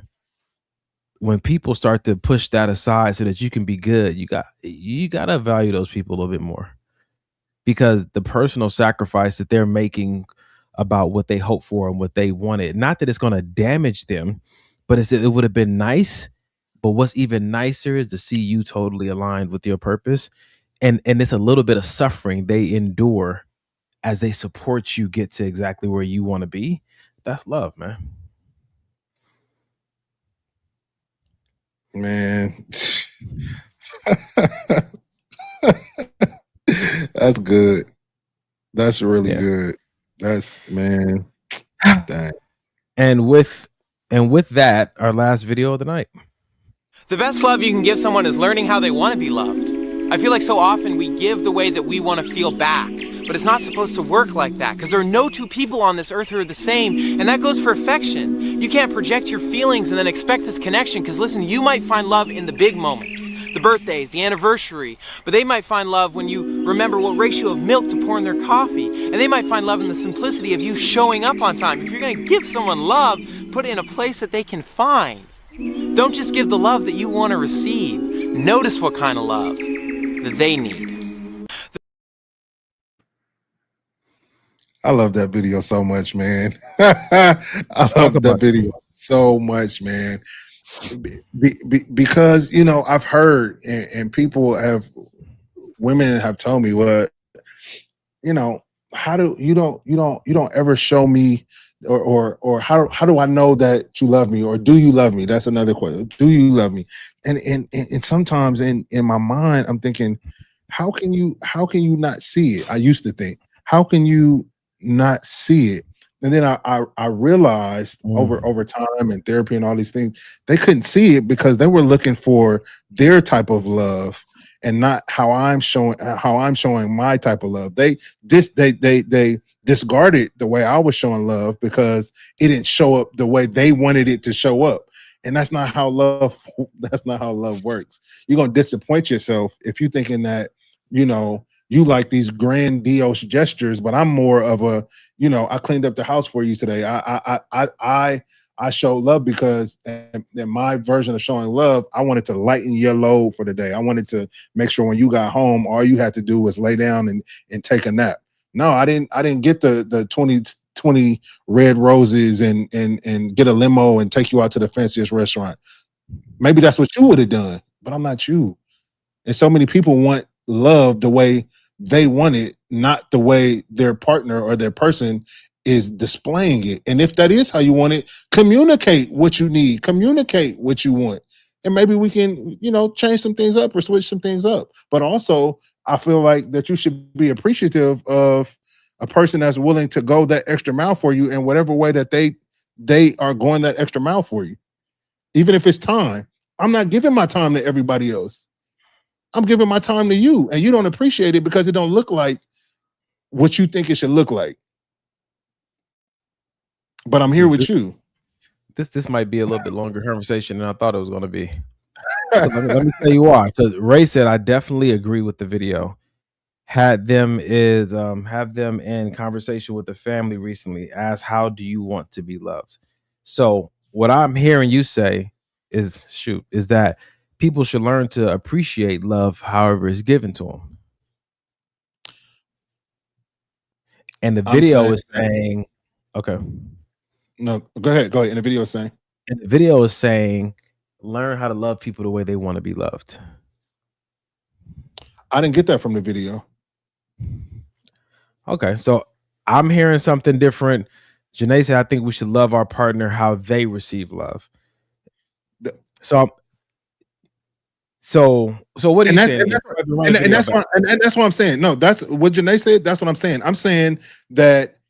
So I'm saying that that because I'm showing you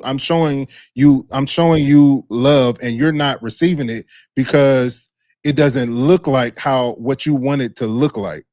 So I think I'm saying the opposite. Yes. So that's why I'm saying you're saying the opposite of the video. Yeah. So that's why I'm looking at this conversation like, oh, this might be an interesting one because you gave the video, so I thought you were giving it because you agree.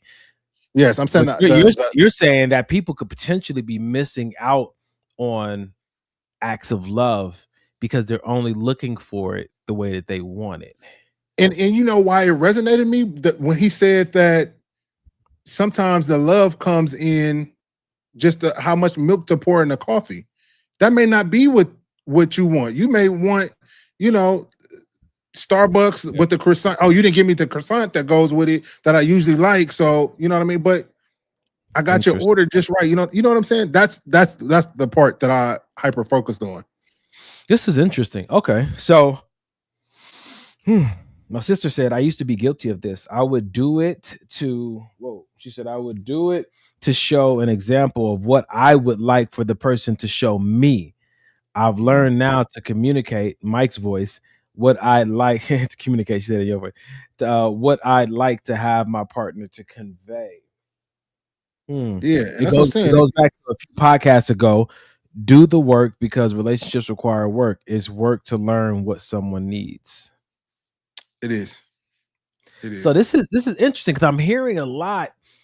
I'm trying to figure out where I land, right? I'm hearing learn how your partner learned to give the love that your partner is looking for so that it's in their language. It's spoken to in their language. They can see it. They can appreciate it. And then I'm also hearing learn how to see how your partner is showing you love their way, even if it's not the way that you want. There it is. And I think both, if we can, yes, go ahead. So where I'm landing is however you see love, expand your view. I mean, that's well said.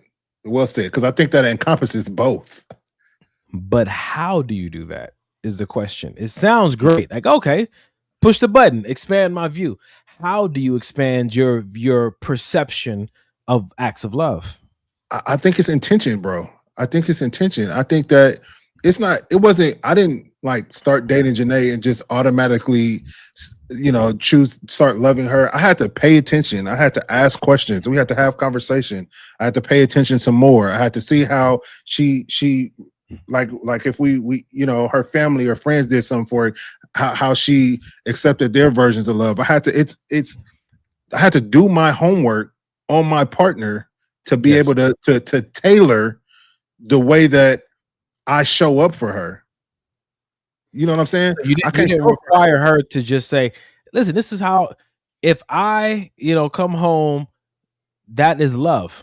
Like, you didn't require her to value that because that's what you like to do. No, not at all, man. Okay. It's so interesting to me how you just said that. And in my mind, being in the marriage that I'm in, it sounded so selfish because I think for me, I'm the type of person, if not saying that I don't need anything, but I'm the kind of person that if Janae is good and I see her thriving, I see my family thriving. We just had this conversation, I think on Tuesday. For me and for some men, our biggest joy is to see our family thriving. The most relaxed and at peace I feel is when I know my family is good. Yeah. You know what I mean? And I feel, and then they're showing their appreciation for that. The way they show it. Janae may show it by cooking a meal. Denham may show it by making sure his chores and his room is clean. That's, you know what I'm saying? It don't have to look like, oh, we bought you this new TV that you wanted. It don't got to look like that. And even if it looks like you were about to say, Denham shows it by doing his chores, something you asked him to do. I think that you'll sometimes see how people are trying to show you love in arguments. Because they'll be like, I like that. At least a child could be like, well, at least I'm not on crack. Yeah. I did that for you. Like, you know what I'm saying? Like, because they are comparing their good behavior to their other friends who don't necessarily have good behavior. Your wife could be like, well, at least I don't come home with a bad attitude. Like, that's how I show you I love you. I check my attitude before I come in the house. But again, you could probably think your wife is just the kindest, nicest person ever. But I think that the idea comes down to knowing where effort is being applied, because ultimately the acts are appreciated not always because of what value they bring, but because of what effort that drives them. Agreed, bro. I may not care about you going before you come in the house every day, you pick up all the trash in the front yard. But the moment you start conveying to me that I always do this before I come in the house because I think that it represents this castle that you created for us. Like, oh, all right, babe. Like, dang. Like, and that would have never been something I would have asked for. Oh my God. That's so good. I'll tell you about it after the show. That's so good that you just said that. So one of my friends texted me and said, it's about staying observant and being a student to your partner, right? As you're in this thing. And so I'm gonna read what Ray said. He said, to be honest, it actually works both ways. Learn what someone needs, but also you should be able to accept how someone gives. Yes. And when I talk about what is it, how do you expand your perspective of acts of love? One, it starts with communication. How do you show love? Always. Go back to even like when they were a child. Like, how did you know? A great question would be able to ask, how did you know that your parents loved you? How did you know that your best friends loved you? That's asking good, those questions can start to help you identify where people learned to verify love. And of course, it could have evolved over time, but some of those deeper seeds remained there. Like, that was my best friend because when I got into a fight, they jumped in with me. And every time a bully approached me, they stood there with me. Like, and then you start to understand that for you, showing up is love, even if you don't do anything. Like for me, people, my birthday's coming up and people want to do these big old things, but that's not how I verify love. Although when they do it, I have to really, okay, thank you. Like I have to acknowledge it and appreciate it. Like I don't have to, but I try to make sure I acknowledge it and appreciate it because I see their effort. Yeah. At the same time, what's going to reach me is the way that I verify love. And the only people who reach me with their effort are those who ask, how can I be reached? I'll appreciate all that you do, but don't be mad if it doesn't reach me, because these are the things that reach me. Those things I appreciate, but these are the things that reach me. That's why I think it's good to know both. That's good, bro. That's it right there. I asked That's Mike, it right I there. told Mike for my birthday, I told Mike, I want to come over and I want you to teach me how to make steaks. If anybody knows me, they know that I love to learn new things. Mike was like, oh, for sure. You know what I'm saying? Like, well, you know, you want my wife, you want your sister to put some sides together and stuff like that. I said, I didn't ask for her. I asked for you to teach me this thing. And I told Mike in the car, I said, if you decide to throw a surprise party for me, as soon as I see the people, I will leave and I'm not going to come back. This is a true story. I'm not True story. Yep. I'm not sure if Mike thought I was playing or not, but I was dead serious. Now I will the next day say, hey, appreciate you guys, but I'm not coming back. Yeah. Because I don't believe that was about me. Even though in some ways it was, but I will show the appreciation, but that doesn't reach me. Yeah. And sometimes people are upset that you don't show appreciation the way they wanted you to show the appreciation. You didn't show the love the way that I wanted you to show the love. So now we both disappointed when we could have just been like, thank you. Just thank you. I appreciate what you did, but don't have these high expectations of this is going to blow their minds. How do you know that? Who told you that? That's good. Yeah. Who told you? Who told you? That's facts. I like it. So that conversation can go on, and I think it should. Maybe we'll pick up there next week. Yeah, because it's a good one, man. We got a question on there. Carrie says, so how do you convey those acts and efforts? Do you list it every day? I think that when we talk about, I think your wife just said it. She said, remain a student of your partner, stay observant. I think the reason is the stay is in there because they're evolving. So how they could be reached when you first married them may change over time. Yeah. You know what I'm saying to you? So staying committed to the conversation, like, oh, you know what I'm saying? You used to like this, but you don't seem to really be into that anymore. Like you could make Mike's day with buying him some Gentleman Jack a few years ago. Yeah. Not no more. Not even close. Stay a student. You know what I'm saying? That's you could good. back in the day buying Mike some 5-inch running shorts. He would have just like, what the hell is this? Now he trying to show them legs off because he hitting legs twice a week in the gym. But you got to stay a student to know these things. Why would that be an example though? Because you've been showing off in the gym. Your shorts are shorter than mine. Just want to let the people know. Nobody's shorts are shorter than yours. Let's be clear. And nobody's shirt at this point, nobody's shirts or shorts are shorter than yours, sir. Top and bottom. Welcome to the midlife crisis, nigga. Ladies and gentlemen, we will continue this conversation next week. But at the end of every episode, we like to leave you guys with a resource. And what that resource is the Suicide Crisis Hotline. If you're struggling with any kind of depression, suicidal thoughts, or just struggles in areas of how to develop your emotional intelligence, how to learn how to communicate in areas of conflict, or how to give language to what you're feeling and thinking, learning your love language, it could be anything. I've learned recently that the people who answer the phone can counsel you right there on the spot. You don't even have to wait to be transferred to somebody else. If you just want somebody to listen, they actually will just listen to you. Something that you sometimes can't even get from your friends. So call this number. It is a resource. And as we pray tonight, I am really going to hyper focus on calling that number 988 because I got a call before the show, and without giving too much information, someone very close to me, there was a suicide attempt, and they're in that subject just always gets under my skin. They're in ICU. So take this seriously, man. If you know somebody, or even if you think somebody is struggling with depression, even if you have the faintest of thoughts, call 988 to identify, like, hey, I've been noticing this and I'm wondering if this is something I should be concerned about. Especially men. Not because men are more important, but because in the society we live in, there's been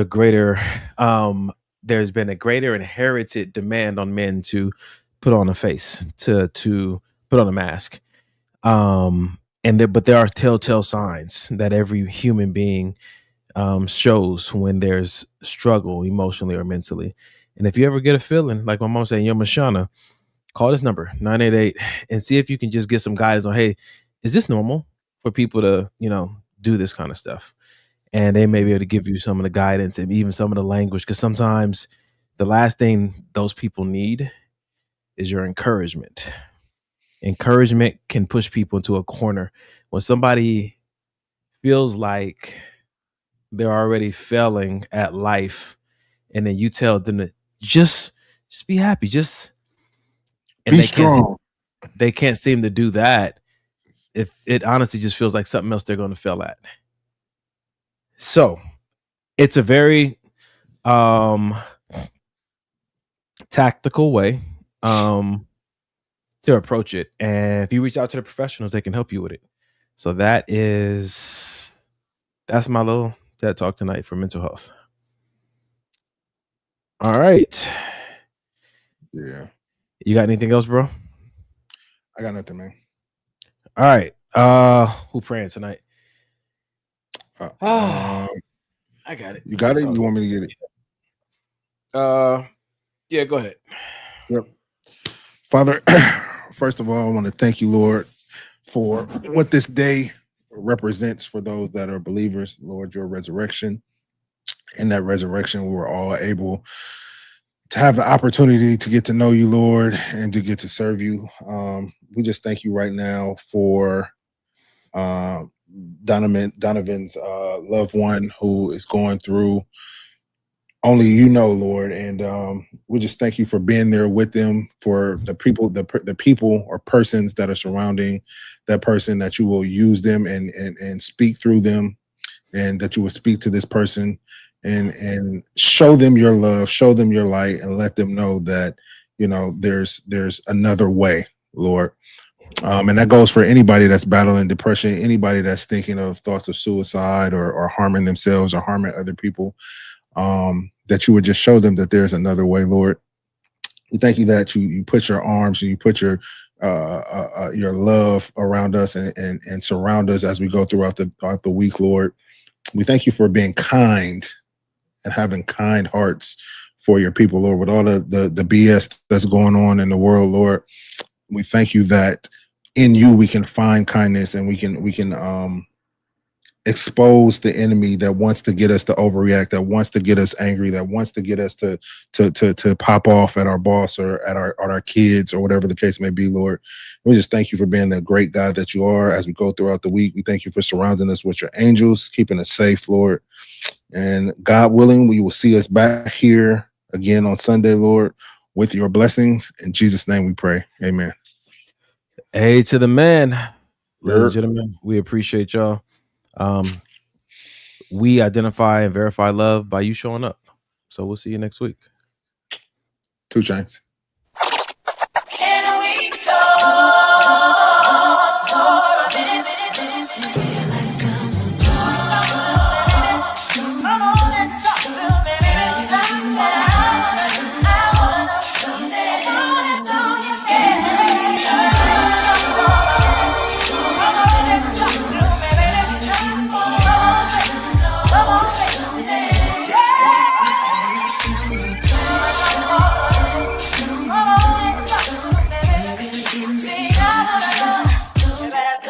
Come and talk to me. I really want to meet you, girl. I really want to know your name. Maybe this will help.